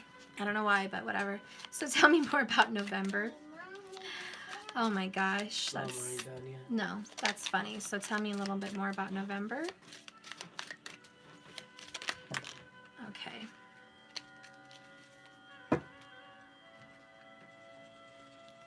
So I have the Queen of Pentacles in reverse. I also have Page of Cups, Twin Flames, and Page of Swords in reverse. So there's going to be some messages that someone's not wanting to give someone in November. Someone doesn't want to tell somebody something. Queen of Pentacles in reverse is not taking care of yourself. Not having confidence. Not being able to move forward. Not being one with nature. Not being grounded. Very mothering. Okay, so someone is having a lack of confidence in November. It's a divine feminine energy. Someone is really having a hard time feeling confident about themselves. Maybe because you've gained a little weight because you're having a baby. I don't know. But there's a lack of confidence. You're not so sure about something. You're nervous. Let it go. Release the Kraken, okay? It's going to happen. I really feel if there is someone pregnant, you might have some ill health and have to do that damn cesarean, and it's going to make you feel very scared. You're not sure you want to do that, but you might have to. So there's a little bit of a lack of confidence there. And it's just, you know, away from literal birth. That's like us giving birth to a new generation, a new energy for our world in 2020. And it's like we're hesitating to allow the next president take over, hesitating to allow peace, hesitating to allow growth. We're not ready to just give it up yet. We're not confident. What is the advice for us? What is the advice for us for November?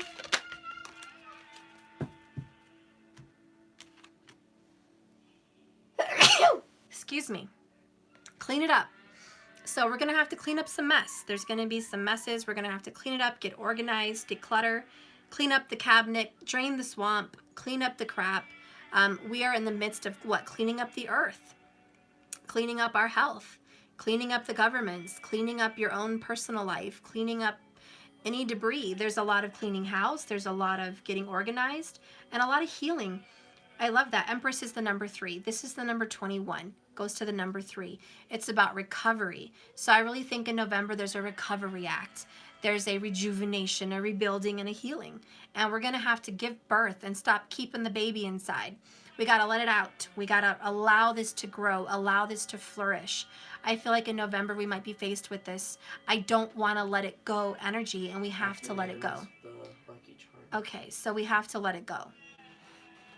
And this could be also your kid leaving for college, leaving for school. You got to let that kid grow up. You got to let that kid grow.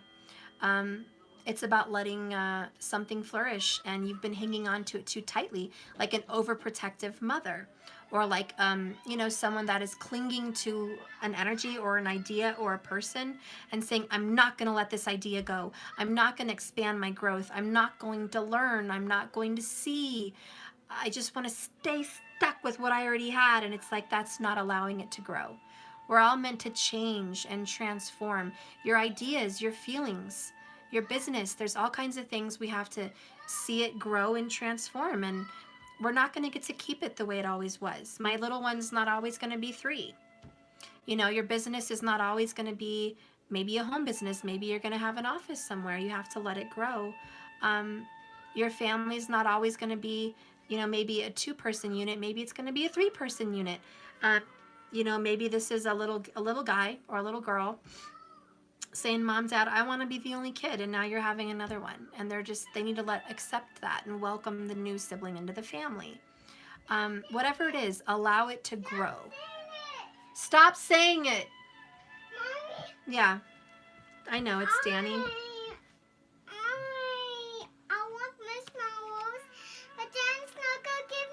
Oh, I gave it to him. Just give it back. Don't go in there making drama. Okay. So I have getting to the core of a situation, freedom from a burden. I'm sorry, guys. Hang on.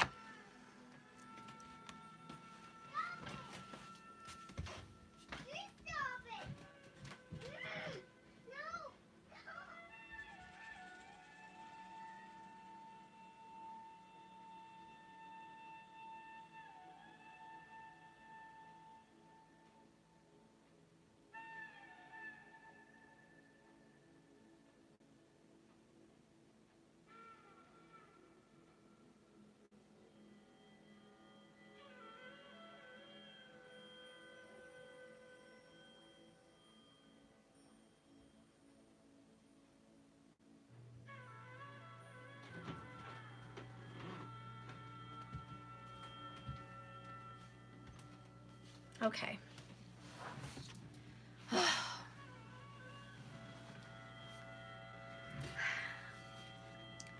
So anyways,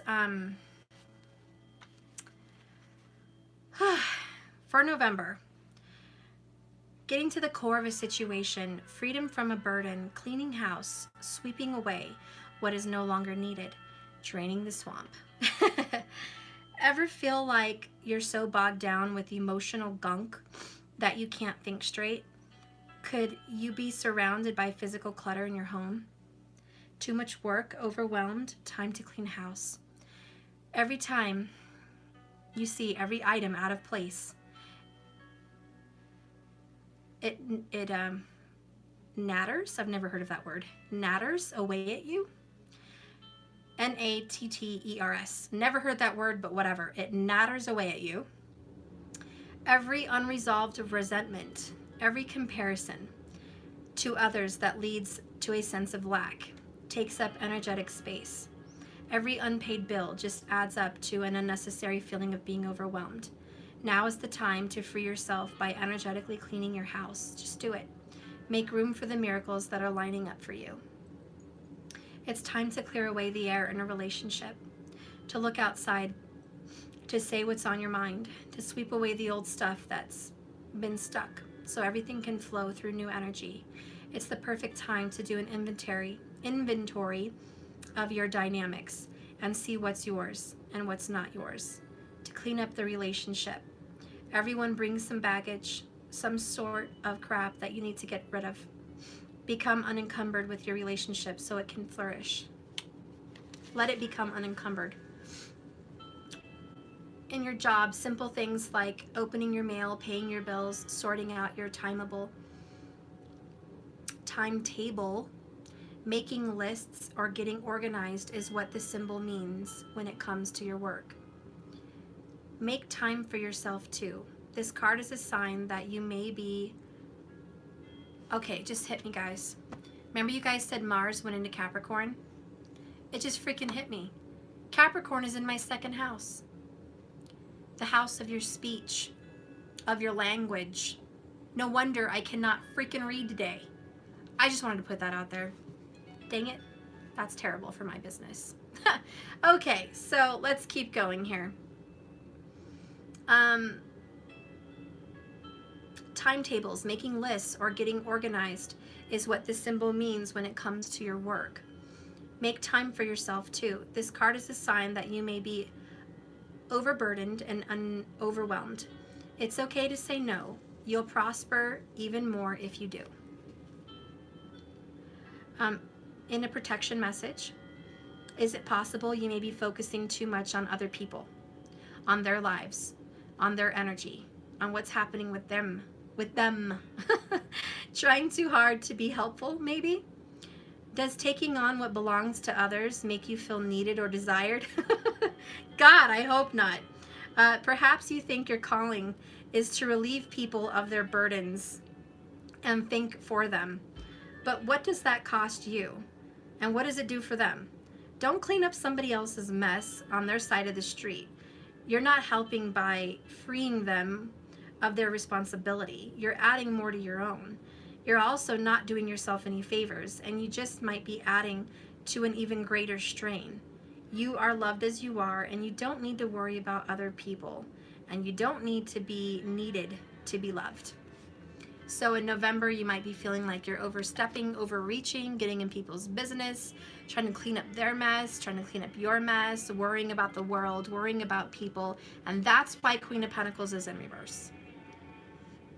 Because she's not taking care of herself. She's worrying about everybody else. And she's hesitating to take care of her own self. And that's why Empress is there. It's about self-love, nurturing, caring, healing, and growing. And so Ten of Air is what? Skeeth, getting rid of something, ending something painful. So cut it out, literally. You know, the Ten of Swords are like, cut it out, November. Cut it out. Quit overdoing it. Quit worrying about everybody else. Quit doing it for everybody else. This is your time for you. Refocus. Give me an oracle here for November. Okay, give me an oracle here for November. Oops. The talk. So you might have a talk with someone, and someone might be like, hey, you know what? Listen, Miss November, I need you to stay out of my business. I need you to mind your own. Or, you know, you really give too much of a damn about everybody else, but look what's going on in your glass house. You know what I mean? So somebody might have the talk in November, and I don't think it's with a lover. I think it's with other people, possibly family or friends. But you might even just need to have a talk with yourself. It might even be your lover that needs to be spoken to. Maybe they're like crazy. They're going nuts in November. They're out there doing everything for Tom, Dick, and Harry, and you're like, hey, you, lover, can you just come here? We need to have a talk. You're paying for your sister's bills. You're taking care of your brother's yard. You're taking care of the kids over here. We need to refocus on us, you and me, or just you, you know? And so you might have the talk where someone's doing too much. All right? Okay. So let's look into October, because I flat out skipped October. My bad. October, we have the 8 of Fire, ginger. Ooh, who here likes a ginger? Just saying. Anyways, in October, there could be some fiery passion, obviously. There's some spice, some refreshing spice. So for October, for 2020, sorry I missed you. I know you're before November, but let's just stay focused now. I really feel like I love ginger. First of all, Asian food. They always use ginger, and it's so good. I mean, how can you be without ginger?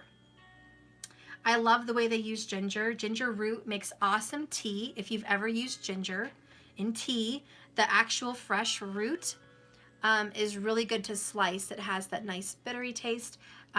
Delicious with sushi, obviously.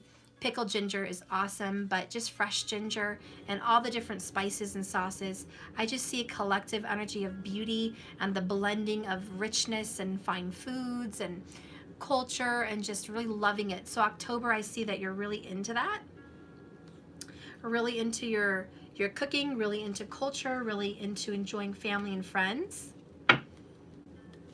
Going out to eat is going to be really big in October of 2020. Maybe experiencing new restaurants, or even opening a new restaurant in October. I do see some people opening a new restaurant, because I'm seeing a lot of stainless steel. Like they're getting their own little, I don't know, they just have a lot of stainless steel everywhere. So you're doing that. Or maybe you're providing a service for food. What do they call that? Catering. Maybe you're using catering for some kind of something event. But I see it. That's awesome. Tell me more about October of 2020. Okay. Tell me about October.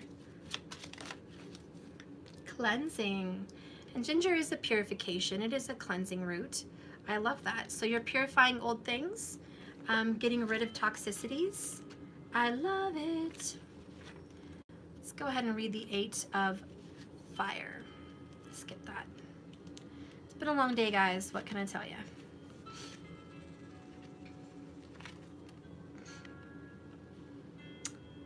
Adapt swiftly to unexpected changes. You can handle the heat. Act quickly and get inspiration.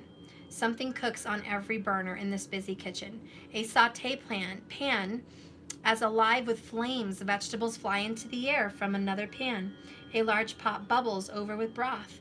A tray of onions and limes and ginger root are precariously perched on the edge of the stove. The walls are filled to the brim with spices and herbs. Inspiration for culinary art from all directions. Can you handle so many things at once? Like the busy stove in this kitchen, everything is begging for your attention. Change is happening quickly. Swift action is needed to stop yourself from becoming too overwhelmed. Ginger warms the body and fires it up. When creative possibilities spin all about you, fast as can be, focused movement is key. This is not the time to pause and consider, but instead respond with urgency. Ginger is a spicy medicine, but can you handle the heat?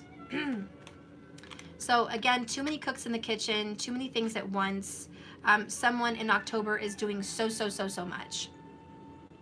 And that's why in November you need to talk. You need to chill out, because someone here is just, okay, leaving messages and voicemails and baby, yeah, you're doing too much. The Ariana Grande song or whatever it was. Whoever she was, I forgot who the girl was.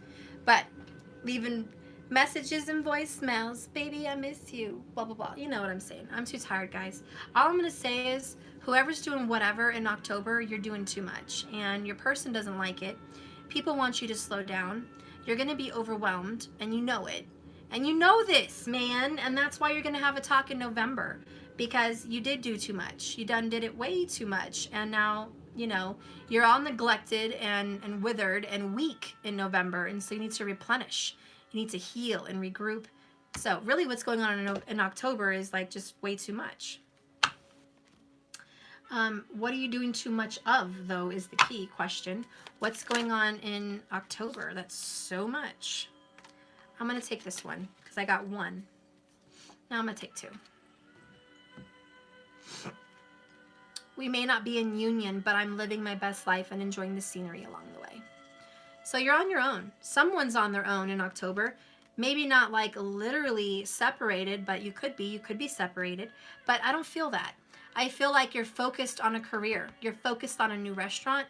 You're focused on a new book. You're focused on school. You're focused on business and money. And you're not feeling like you're keeping your partner in tune with you. I feel like you're exiling your partner, or maybe your partner's going to be exiling you in October, like kind of alienating you. And that's why you guys have the talk in November, because someone's making decisions all on their own and doing things all on their own and not involving anyone else. And in October it says, you are my king and I am forever your queen. Remember that. You are a team, a partnership. This isn't a solo dolo unit here. So there's some drama like, excuse me, I'm your person, I'm your partner. Why did you go off and make business decisions without me? Why are you off doing A, B, and C without me? And why are you offering your assistance to A, B, and C without me? And so it's this kind of energy for October. Tell me a little bit more. I see the Fool, new beginnings, but I also see arrogance, Aries energy, taking a leap of faith, being foolish, just doing it on your own, very single. Yeah, pretty much it. Jumping off a cliff. She's looking pretty happy though. She's got the flower of life under her. She's got a beautiful crystal. She's ready to jump. And I think this person is taking a leap of faith, taking a risk, taking a chance without their partner. Tell me a little bit more about October of 2020, about the Fool. Okay.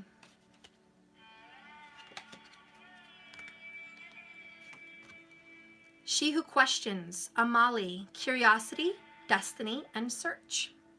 So yeah, someone is definitely curious. What are you doing? But it's destiny, right? That's the Fool. But someone's searching, someone's questioning. And someone is questioning someone's actions in October. There's going to be a lot of questions, a lot of interrogations, a lot of investigations, maybe even in the government. There's going to be a lot of questions. Which obviously, debates, but you know what I mean? There's just a lot of inquiry about something. Tell me more about Amali. About your work. There could be some questioning about your business as well, a lot of questions. She welcomes you and wears an assortment of vivid flowers and honors the many tendrils. Each one is possibility and chance, an unexpected happening. Her gift is to see which ones will open next. She who questions welcomes questions because she loves giving answers, and that lead to more questions. She is a sacred circle of the oracle. Do not be dismayed in your search, and if it seems to lead you to more questions, it is Amali's perfect way. Amali shows you that you have other paths in front of you. There are avenues that you can take that may not even be seen yet. Be ready for the unexpected. There's going to be a signpost pointing you toward a completely different direction of destiny. Sometimes trickery are a part here because you may be pulling for the wrong shore. Stop for a moment in your seeking. Tap into your natural curiosity. I like that it said you may be pulling for the wrong shore. You may be voting for the wrong team. Watch where you're going, right? Be tricky because you got to watch where you're going. Stop for a moment in your seeking. Tap into your natural curiosity. Question things. Question things so you can get more questions. Let your curiosity roam. So in October, question everything. Get curious. Research, right? You have to know a lot, and sometimes figuring something out leads you to another question. When I was doing my research on Kathy O'Brien, for example, I started looking into the MK Ultra. The government, you guys know, I'm speaking to the choir here. I hope you all know what MK Ultra is. If you don't, look it up. But that led me to more questions. Well, who are these people involved? And that led me to, researching Kathy O'Brien. And then I researched Kathy O'Brien and I find out more people. And then I research them. And then I look into all this different other kind of top secret government information and blah, blah, blah. Example is sometimes your research leads you to more questions. And you should research. You should question and, investigate. Because sometimes you think you know something, but you don't. And then it says here, where's the rest? Okay. Tap into your natural curiosity to question things. For when you block your questions and you block your curiosity, you become foolish. No wonder we saw the fool. You become foolish. And that's what this card is saying. And then it says here, even those people who have always seemed one way and only one way may have hidden depths. Your job is to re-examine what you thought the truth was. Ding, ding, ding, right? Chances are good you will be given an opportunity to make some changes. Remember, the circle can become a spiral, so rather than leading you back to your own beginning, it may be taking you up or down. Your skill at questioning will help you find your way. So October is going to be a lot of research, discovery, observations, keeping very, very busy. I can see some people going to school in October. I can see that some people are researching for their business and their growth, and they're learning how to run it by themselves. So there's a lot of that, but there's a lot of single energy, alone energy, and I think that, you may need to ask for some help. You may need to get other people in on it and not just be so stubborn to where you don't want help, because clearly you have all your hands everywhere, like the cook, like an octopus, 8 hands on every pot. I mean, how can one cook manage all of that? He needs what? A sous chef. And he needs assistance and he needs help in the kitchen. He can't make a wonderful meal by himself. He has to get some help. So look at the loyal heart for October. I love it. So I just love it. And this is definitely about your partner saying, hey, remember me? Your loved one, your partner, your spouse, your significant other. Don't forget about me. I'm your partner. I'm loyal. I want to be here with you. Involve me. Talk to me. Yeah, so someone feels a little bit exiled. They're like, hey, I love you. Where are you going? You're all by yourself. I want to be with you. So there's a little loneliness, and somebody's like, I miss you. I love you. Come be with me. So let's go ahead and read this for October.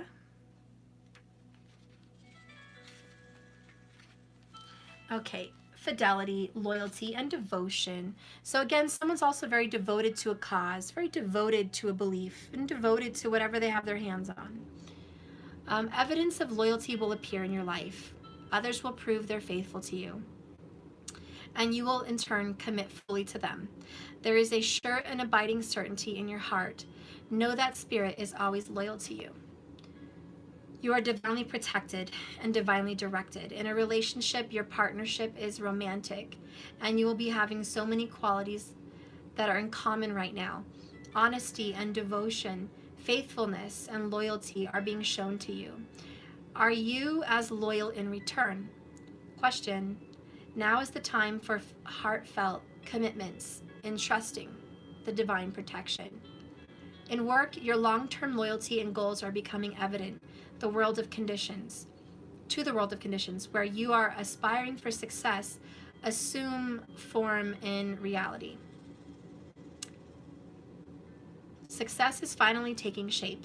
If you are loyal to your dreams, faithful to your plans, while remaining flexible and devoted to serving others, you will be shown proof of your true prosperity and your true loyalty. It is time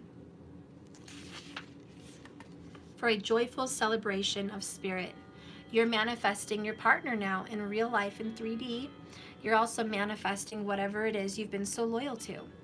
In a protection message, are you stubborn or overly tenacious about an idea? And I really think this is where this is going. Are you overly tenacious about an idea or belief or something you really want? Have you become so attached to something that you just don't know how to let it go? And that is a lot with beliefs, political beliefs, relationship beliefs, work beliefs, cultural beliefs, whatever. Have you become so attached that you just don't know how to let it go? Could it be that it's become so much a part of you that you wouldn't know who you are without it? Now is the time to look at outdated beliefs, old ideas, misplaced loyalties. Betrayal is only a sign that it is time to prune away all that doesn't deserve your trust or loyalty anymore, and they have no place in your life. Be new, think new, and open your heart to new things. Let go of the old and all your attachments. Spirit has awesome plans for you, so make some room. I love that. And really, in October, this could really be you've taken on too many projects at one time. And so if you have overextended yourself and taken on way too many things, then in October it's saying make some room. You're too loyal to too many projects. You have to get back on track. Cleanse and purge away some of those things. Cleanse and purge away some of those beliefs, because sometimes they're outdated. I used to believe a specific thing. I don't want to go, I don't want to title it, but I used to believe a specific way, and nobody could sway me. But then when I researched and did my own belief, I obviously was swayed. Not by anyone, but by my own research. And I really, really, really suggest you guys do that. Especially this year, 2020, look into your religious beliefs, look into your political beliefs, look into your beliefs about twin flames, look into your beliefs about any spiritual organizations, as far as our community. Look into it by yourself. Don't be influenced by me or other videos, but research your own way, even if it is looking at videos. But you're on your own path. And sometimes what once was good for you, what once made sense, what once you believed so fully and so all with your heart about, you don't anymore. And now that you've researched and discovered some betrayals, some lies, some truths about people you once were gung-ho for, you're going to go, whoa, whoa, whoa, I'm going to pull back. I'm not going to go gung-ho in there at the voting booth or the religious pews, or I'm not going to go jump into these subscriptions, these subscribers. Whoa, whoa, whoa. Now I see what's really going on behind the curtain. I now have discovered some truths about these entities, these governments, these people, these organizations, And once you've done that, you might pull yourself away from those subscriptions, from those voting beliefs, from those religious beliefs, from those group organizations, whatever you're a part of. And you might just pull back and say, nope, I did my own research and discovery, and I was putting my loyalties where they didn't belong. I was way too loyal to, say, a pedophile. I was way too loyal to a crook. I was way too loyal to this organization.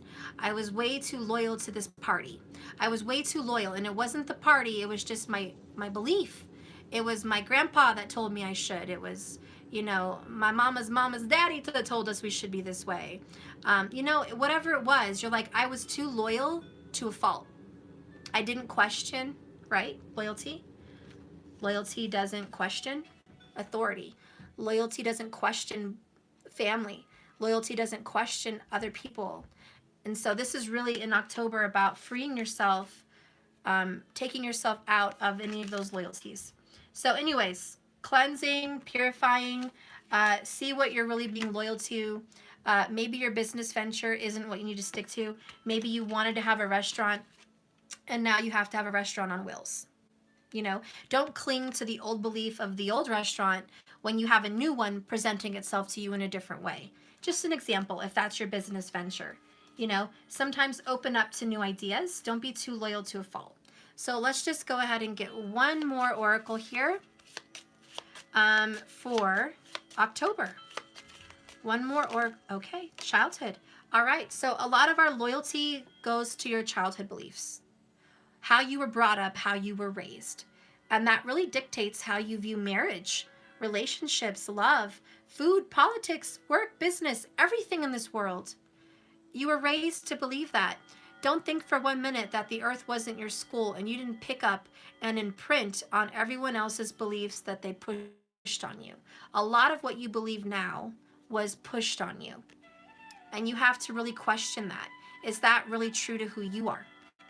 Is that really true to what you believe nowadays? Because you've transformed and changed. So October 2020, you might be looking at some of those old beliefs and questioning them and seeing what needs to go. And that's when, in November, you're going to be cleaning it up because you've overextended yourself. You've put your loyalties into things that were a waste of time. You helped people that weren't gracious. And you hesitated to love your own self. And so that's what's going to change. Finally, the end of 2020, going into December, we have Madre of Water. So Mother of Water. I love this picture. She's got a whale mug, a moon ring, and tea brewing in the sun. And she lives in, I don't know, Washington State or Oregon or Northern California. The trees are so beautiful. Maybe even Canada.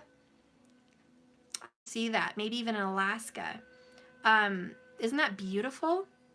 All those beautiful trees. That is gorgeous. Gorge. And so this is Mother of Water. And I just see this healing, nurturing, loving energy. I think in December, 2020, you're going to be so in your feelings, so smart, so wise. You're going to be so much of a helper for so many people. The Queen of Cups, to me, is the helper. The nurturer, the therapist, the chef, the cooker, the babysitter, the lover, and the healer. I just love the Queen of Cups, and that's what she is. And let's just go ahead and read that. You're just going to be so in a really good place in December. It's like everything comes to in December. I love it. Everything makes sense. Your whole year of 2020, and you have healing, you have peace. You're looking back at 2020 like, doesn't that just look relaxing? Look at that picture. That is so relaxing.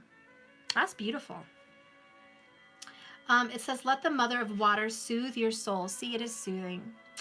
Relax and release your anxiety by the nourishing body and spirit. Open your heart and let your intuition flow. Fresh oat straw infuses brews as sunny windowsill above a table holding a well-worn bottle of tincture and a jar full of oat tops. A woman holds her mug, its handle shaped like a whale's tail, and she enjoys a fresh cup of tea while looking toward the sea. Steam rises from an altar filled with ocean treasures. The Madre of Water is a master of self-care. She is kind and gracious to others because she is kind and gracious to herself. An oat straw replenishes the land, and she takes time to rest. By doing so publicly, she inspires others to do the same. She plants oats in the garden each year to replenish and fortify the soil. She feels full and complete after a day of good work. She underwinds the power of oat straw and delights in the calming medicine that it provides. She knows healing takes time, and she has faith in her daily cup of tea. Just as oats soothe frazzled emotions, Madre of Water transforms tension into healing. Embrace your emotions. They expand your capacity for compassion. So, okay. One message I got in there was, if your Christmas was a little crazy this year, like it went by too fast, or you felt like you missed it, or you weren't in the Christmas spirit, you're really going to be in the Christmas spirit next year. 2020, you're going to be cozy in a cabin or at home. You're taking it easy. You're not rushing to see multiple relatives.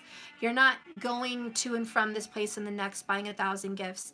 You are at home with cocoa or tea by a fire, cozy, relaxed, under a calming, relaxing light, really taking it easy this next Christmas. So this next Christmas, I see that you're not going to repeat the mistakes of this year or any year. You're from now on taking Christmas like a day off, like peace. And you're spending the month of December being appreciative and grateful for everything you have, everything you went through. And you are so grateful for the love you have, because the Mother of Water is the Queen of Cups. And it is really just the acceptance of a new relationship that you waited for. And even though you guys had your ups and your downs throughout the year of 2020, at the end of the year, you are comfortable, you are home, you are loved, and you have your love, and you have peace, because everything is as it should be. And you feel it, and you're grateful, and it's all as well. And so by the end of 2020, I see a grateful person. Let's go ahead and see what else happens for 2020 in December. Spirit, please show me what happens in 2020 for December. Strength. Leo energy. Got Cancer, Leo energy there in December. Overcoming all your obstacles, guys. And the lion fell in love with the lamb. And the two of you make a home. And there was once a saying where someone said, it's like a bird and a fish can fall in love, but where do they make a home? And one magician said, which I think is kind of like the Queen of Cups, well, then I guess I better teach you to fly. Oh, that was from the movie Happily Ever After from Cinderella. Guys, with Drew Barrymore, Happily Ever After, she tells Leonardo da Vinci, who's in the movie, that she fell in love, and she said, you know, a bird and a fish can fall in love, but where do they make a home? And she was like, yeah, he's a rich prince and I'm a maid. We can fall in love, but how are we going to have a life? And Leonardo da Vinci, who is an inventor, a great thinker, and he was just like, you know what? I guess I better teach you how to fly. I better give you wings. That's what he said. I guess I better make you wings. And he made her these beautiful fairy wings for the ball. But the point is, and sorry I went there off in La La Land, the point is you guys are coming together and you're going to have wings. And you're going to realize that you guys made it through the impossible. That you guys were a bird and a fish, you fell in love, and somehow you all made a home. And that is the Queen of Cups. And she's like, at the end of the year, do you know how damn hard I had to work to get here? Do you know all I had to achieve to find this level of peace? Gosh, let me tell you my story. Sit down and let me read you my book that I started writing in July and August. Let me sit down and read you my book, right? Somebody's got a book to read. They're going to be reading it in December. Let's go ahead and pull another card. Tell me a little bit more about December for the end of the year in 2020. Tell me, okay. Yes. I have finally found, get this, you won't believe it. I have finally found peace in surrendering to what is and letting go of what once was. Now my full attention is on my faith in what's to come and what will be. Phew. Yep. And that is the Queen of Cups, Madre of Water. Finally not worrying. Finally just finding peace. Peace. Gosh, that feels good. That feels good just to say. You know? The end of a wonderful year. Ups and downs and transformations, planetary kick-ass moments, and the saving in the last hour and the last minute with the Hail Marys. You know? We're just grateful for another year. And that's how she's saying, I'm just grateful I'm alive. I'm just grateful I made it through 2020 and I get to see 2021. Grateful. So tell me a little bit more about December for 2020. Tell me a little bit more about December for 2020. Okay. She who instigates, Regina, leadership, provocation, and power. And I see the snake around her. So Madre of Water is Cancer, so maybe there's an Ashlesha Nakshatra for somebody out there, which is the Naga people, the snake people, the eyes. Anyways, snake has shed its skin. The year went by and you've been transformed. Now you're a leader. Madre of Water, you are the Queen of Cups, okay? And you're a leader, so you're instigating other people to be a leader. You're inspiring them to follow you. You are telling them, follow me, this is the way to peace. You're going to be that teacher now. Let me read that.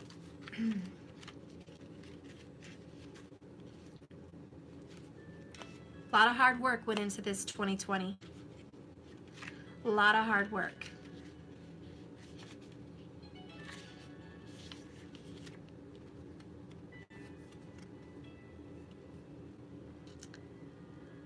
Regina, she who instigates, wants someone to run so she can give chase. Horns sprout from her brows, showing her will. She confronts any and all who stand in her way. Her serpent companion coils gently around her neck, ready for the hunt. Here is a woman who has been called a non-cooperator, an agent provoctor, a rabble-rouser. Her go-to methods are instigation and button pushing. Where some see troublemaker, others see necessary firebrand. Even the flowers in her hair are flaming orange, yellow, and red. Regina is one who will spark others to act. This card urges you to step up to the challenge. Put yourself in the role of leader instead of follower, teacher instead of student, mother instead of child. Radical ideas need a ringleader. This is your chance to pick up the microphone. Galvanize people into making a difference into their world. Be aware of your personal power right now. You have the gift of inciting others to act and step up to their own complacent lives. Are you ready to be that person? Whew! What an ending to a year. You have transformed. A lot of you went from being a youth to being a mother. A lot of you went from being single to being a spouse. A lot of you went from just being a child to being an adult. A lot of you went from being a student to being a teacher. And lastly, a lot of you will have gone from being a follower to being a leader, which to me means the beginning of another new era at the end of 2020, possibly having your own following, your own channels, your own people, your own group, your own collective. You may stir up people to take care of this Mother Earth. You may stir up people to research and go against the government that's been lying. You may stir up people to fight for children and security. You may stand up for people that are elderly and need rights.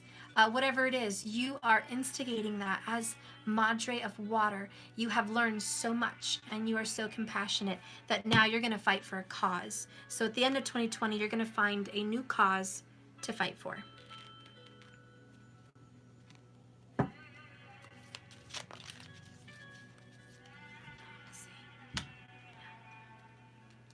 Tell me a little bit about December for 2020.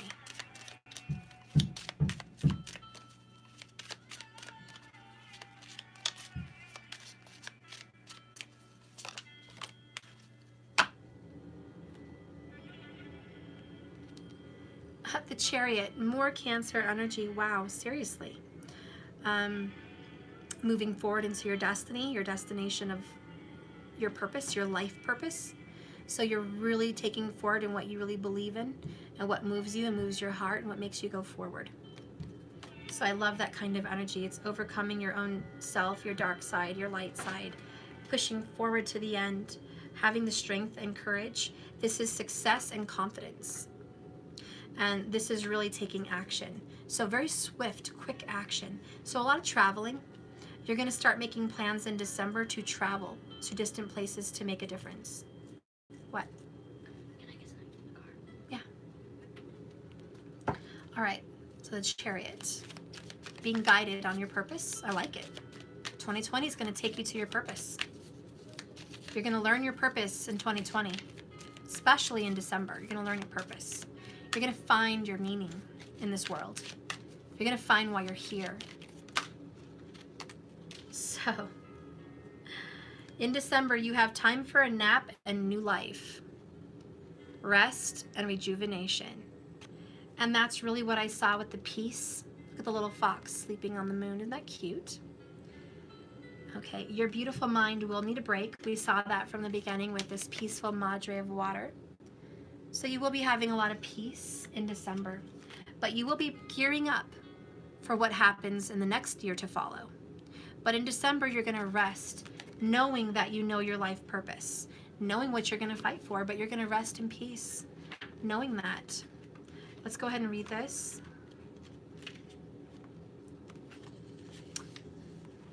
Rest, rejuvenation, and renewal, a temporary non-action, allowing dreams to arise. In December of 2020, this is a time to step away and rest. Let the cares of your world go. Go into a state of peace and non-action. Allow yourself to be free of shackles of goals and lists and desires. Gear up for what's to come. Nothing is as important as rest and detachment and neutrality. The overly busy mind can block you from inner wisdom, and if you don't step back and take a seat and rest, you won't be willing to let those dreams surface. As you observe without engagement now, watch those things come to life. In a relationship for 2020 in December, when it comes to the matters of your heart, don't make any plans right now. If you're not partnered, it's a good time to take time out and get to know yourself. If you're involved with someone, relax and just be with your partner in peace. This is time to have an uneventful moment in time. Don't force anything right now. Allow things to flow naturally. Be beautiful and allow renewal. Patience is the key, and your heart's desire is ready. Withdraw from the action in your relationship and give it a rest so your loving connection can become rejuvenated. In work, this is a great time to take a break from your busy schedule and allow yourself the opportunity to step back. Your plans are meant to be put on ice. Your goals can wait. Dream and imagine and let go of attachments to any outcome. Meditate and take a holiday. There you go, December, if you can.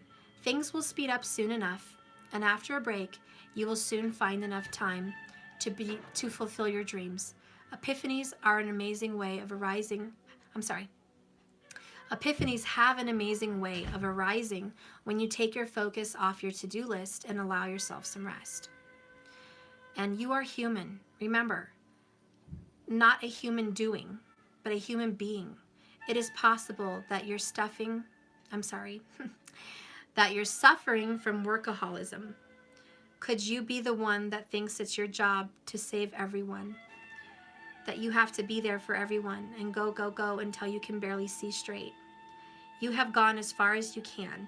You have worked hard and nourished people and projects, but now you are on empty. And well, you have no reserves for others or for yourself. Don't let your ego keep you going full speed when your body and your spirit tell you to rest. Exhaustion is calling you to stop what you're doing altogether, to take a break. If you don't, the appearance of this card could portend a possible illness that stems from being totally overwhelmed. You will feel like a new person if you take a break.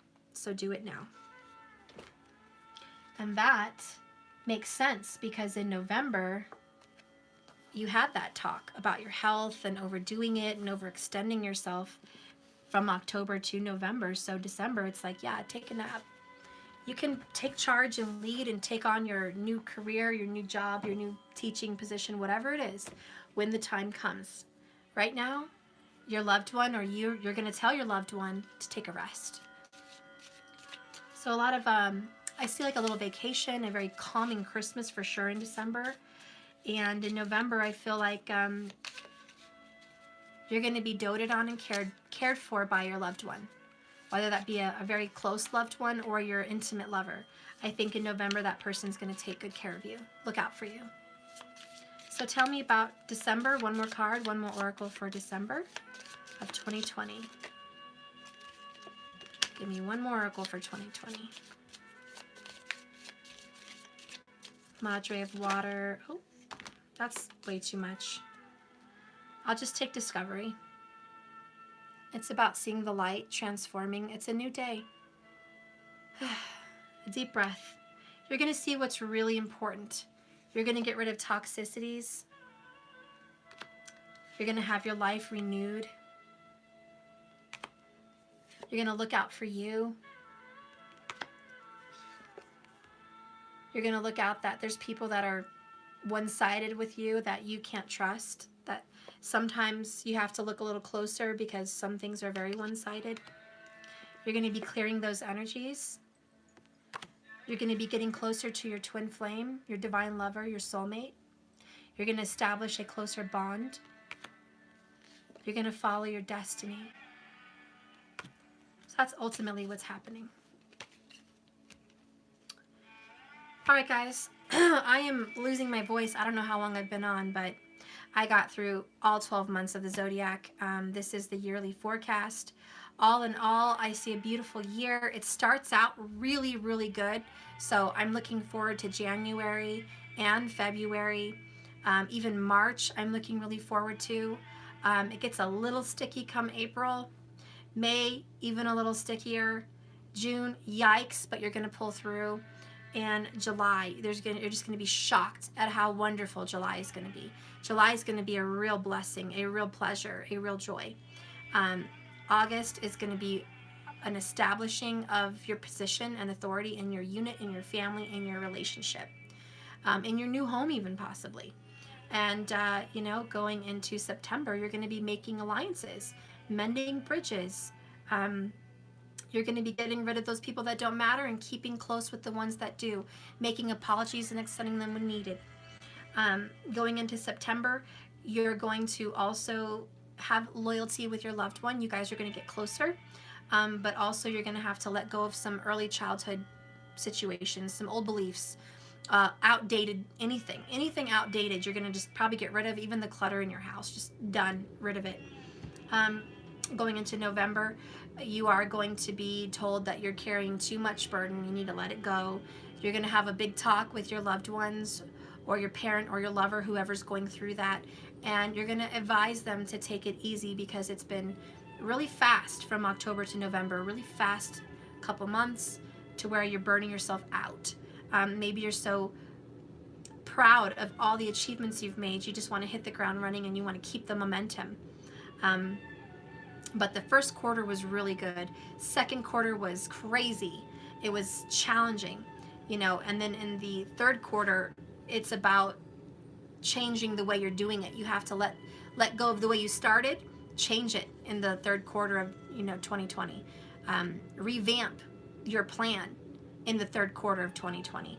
And in the fourth quarter of 2020, it's really just coasting, letting things go and just seeing your work happen in front of you, seeing all your good work flourish and being happy and being peaceful with all the good things that flourished in 2020. So anyways, that is it, guys. Remember, love is a journey, not a destination. 2020 is not some sacred year. Yes, it's special.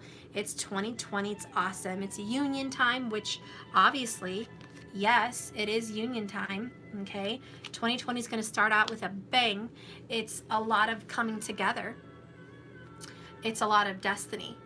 And it's new beginnings and partnerships. So yeah, get excited about 2020, but keep in mind, don't put your expectations so high. It's a year like any other year. And you're going to get through these challenges, and always keep an eye out on the planetary transits. See how that's going to affect you in those months, kind of like we did in here as much as I could. See how you're going to be dealt with through those planetary transits and what dashas you're going in. And just, keep in mind, as I end, I'll just give you a little rundown for the zodiac signs, because I tried to earlier, but I made my message private because, it was just a mess. So I'm just going to just run through each sign real quick. Aries, for 2020, you're taking on a lot of responsibilities in your career. You might be in the public's eye. It's time to make different career goals, start your own business, start presenting yourself as an authority, as an elder in your own field of work, to involve travel, teaching, and spiritual energy in your life for 2020. So take it by the horns, do what you do best, be a leader. And then Taurus, Ketu is going to be in your house a lot this year too, kind of for a moment. And this year, you need to take on more responsibilities also related to higher learning, because Ketu is the spiritual guru, the spiritual teacher. He wants to discard things, get rid of trash, and only welcome spiritual things. So you're going to be learning, teaching, traveling. There's going to be people from the outside of your culture coming in, and it's time to accept them. Maybe you're going to get a degree, a certification, learn a different language, travel to distant lands.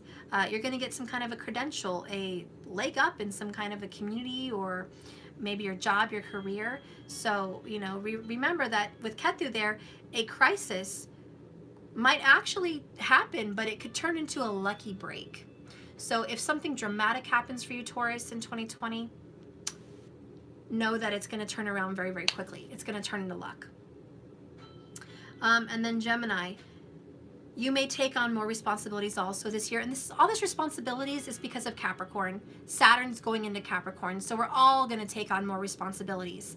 And that's why this general year collective, we had a lot of burdens in October and November. It's the responsibilities. So we are going to be taking it on. Trust me, that's just part of what comes with Saturn and Capricorn.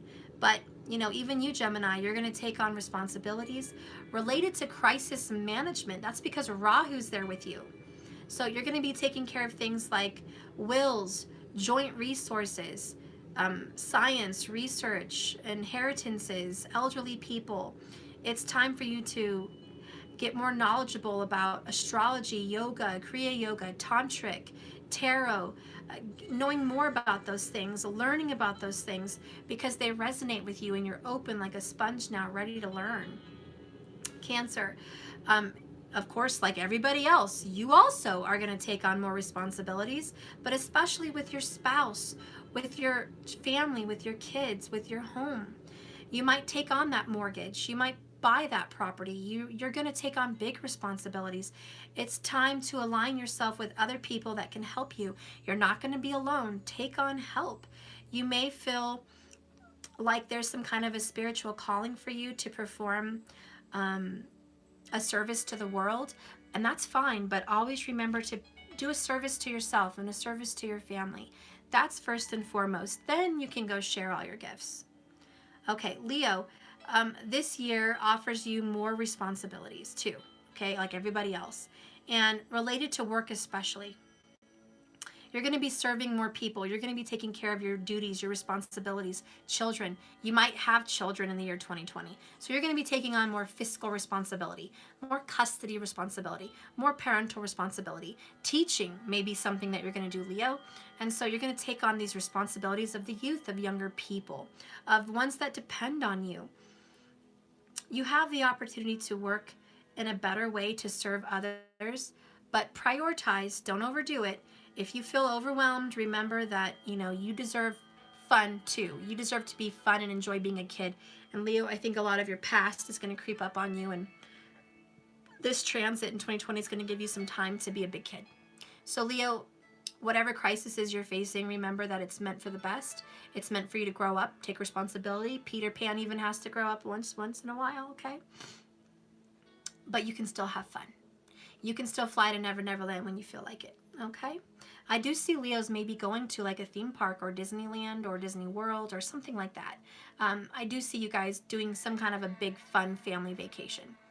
Virgo, again, you're going to be very responsible. You're going to take on tons of responsibilities. Mostly, Virgo, it's going to be related to children or your creative projects, which is your baby. So, Virgo, you're going to be taking on responsibilities. Like I said, I think I said it earlier, but your kids' games, soccer games, training, lessons, gymnastics, swimming, whatever your kids' hobbies are, you're going to be really focused on that. You're going to be really intent on being with your children and bringing them up and teaching them and supporting them.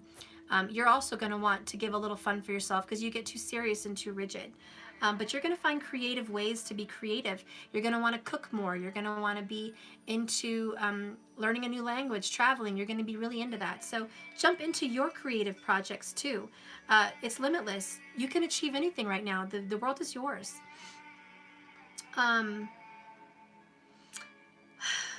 I think that you might let go of some illusions around your siblings, Virgo. There's been some illusions, and you're going to let it go. New doors are opening, and I think you're going to follow your dharma. You're going to follow your destiny and your purpose. Libra, again, we're all accepting responsibilities, but it's going to be especially relating to your mother or your home. And this year, it's about tackling that home, like renovation, that project you've been considering. You're going to be focusing on wife and family and children, the establishing of a home. Maybe you want to buy a new home, something like that. Maybe working from home. I do think that you're going to revitalize an existing relationship, or you're going to have more passion in your relationship. It's going to come alive. And all those illusions that you once had, those masks on other people, they're going to fall. And you're going to be transformed through a lot of different crises in 2020, but these are going to open new doors for you. And in Scorpio, 2020 is going to find you ready to take on huge responsibilities involving communications, like taking a bigger career. Maybe you're going to be a CEO. Maybe you're going to get a job promotion. Maybe you're going to open up your own business. Big responsibilities with career and communications, sales even. Siblings, you might take on, like you have to take care of your siblings in some way. Maybe you have to provide for them, give them a job, give them a place to stay, something like that. You will find the courage to express yourself when others, well, I think you need to find strength to express yourself when people don't see the depth of your meaning, because you're so busy that they're not going to think you're very sensitive. They're going to think that you're just busy, and you don't have a lot of emotions involved. You're going to have to really clearly communicate in 2020, because people are not going to think that you're communicating very well. They're not going to think you're very emotional or caring. So you're going to have to work a little bit harder on your communication style. Sagittarius, you may find yourself taking on more responsibilities related to family this year, and it's time to maybe take care of the elderly, the sick, people that are needing you, children, things of that nature, something that's slow growing, secure. You may have to be watching over other people's finances, helping them get on track, helping them pay bills, things of that nature. You're going to take your responsibility lessons, life learned lessons to the table for other people. I do think that you're going to be very compassionate and forgiving, but new doors are going to open for you as far as traveling. And I do think that you're really going to start reaping some very good financial benefits, but you do want to spend a lot of alone time because you're growing spiritually. And the biggest thing for you in 2020, Sag, is that this is all happening in your house. And you're going to grow more than any other sign, especially Sag and Gemini, but especially Sag. And you're going to transform into a whole new person. You're not going to recognize yourself next year. You probably don't recognize yourself now. What? No. No, I'll get it working later. Okay, so let's just move on here to Capricorn. You might be taking on more like self-imposed responsibilities related to your personal growth for career. So you might want to work harder at your business, your job, your project, your own personal goals. I think you're going to be taking on family and marriage. I think that's big for you. If you're not married, you will be, and you're just preparing for it. You're going to be really giving yourself some pep talks. And so You're going to need that because you're going to feel a little bit sad, a little bit beat down this year. Don't let the low self-esteem kick your butt. Saturn's in your house. It wants to help you flourish and grow. Saturn's going to be strict with you. It always has. But once you get all your ducks in order and all your situations scheduled and itemized and how they should be, Saturn's going to give you great, great financial rewards. So let go of the bad self-talk. Welcome in those pep talks, and let go of any doubts around achieving your ambitions, because new doors are opening for you too, and you're going to have a lot of creative projects that are coming up that's going to earn you more money and self-worth. So Capricorn, look forward to that. And Aquarius, your responsibilities are going to be related to charity, selfless services, thinking of others, taking care of others, opening up different kinds of organizations for those in need, helping the youth, helping the elderly, paying off debts from your own life, so you can motivate more time for you to spend in self-growth. And you're going to want to be more single. You're going to want to be more traveling. You're going to want to be more into your own life than you ever were before. You're going to want to feel happy. You're going to want to take on your health. So starting, this 2020, consider making necessary changes so you can have new beginnings for yourself. This is going to be cutting people out, and that's okay. Let it happen. And Pisces, lastly, you're going to start doing big things as far as making group-related responsibilities. It's time for you to network with other people, take alliances, be open-minded. There's new goals, there's new achievements. You're scared, a little bit out of your comfort zone, but it's like you can think about it, you can imagine it, but can you put it into action? You have great ideas, Pisces, and this year people want to help you bring it to life. So stop being so rigid. Allow them to help you build your dream. It's not going to be exactly the way you wanted it, but it is going to bring it to life. So seek your inner guru. Expand these new horizons. Doors are going to open, and you're going to start having more financial success and rewards too when you let people bring it to life. So anyways, that's just a quick overview. I'm done. I gotta go, guys. I love you. Thank you so much for watching my channel. Please like and subscribe if you haven't. And I can't talk today, so whatever. Anyways, if you are interested in January, to subscribe for the yearly forecast for each zodiac sign to get more of a detailed look onto what exactly is going to be going in your life month by month. I'm going to be looking at you and your person month by month. It's going to be a love forecast. I will also take a look into your career. So 3 areas each month, sign by sign, multiple cards like today.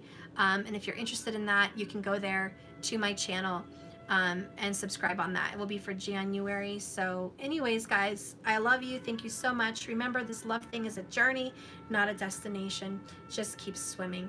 Thank you so much. Have a blessed, beautiful day. I love you all.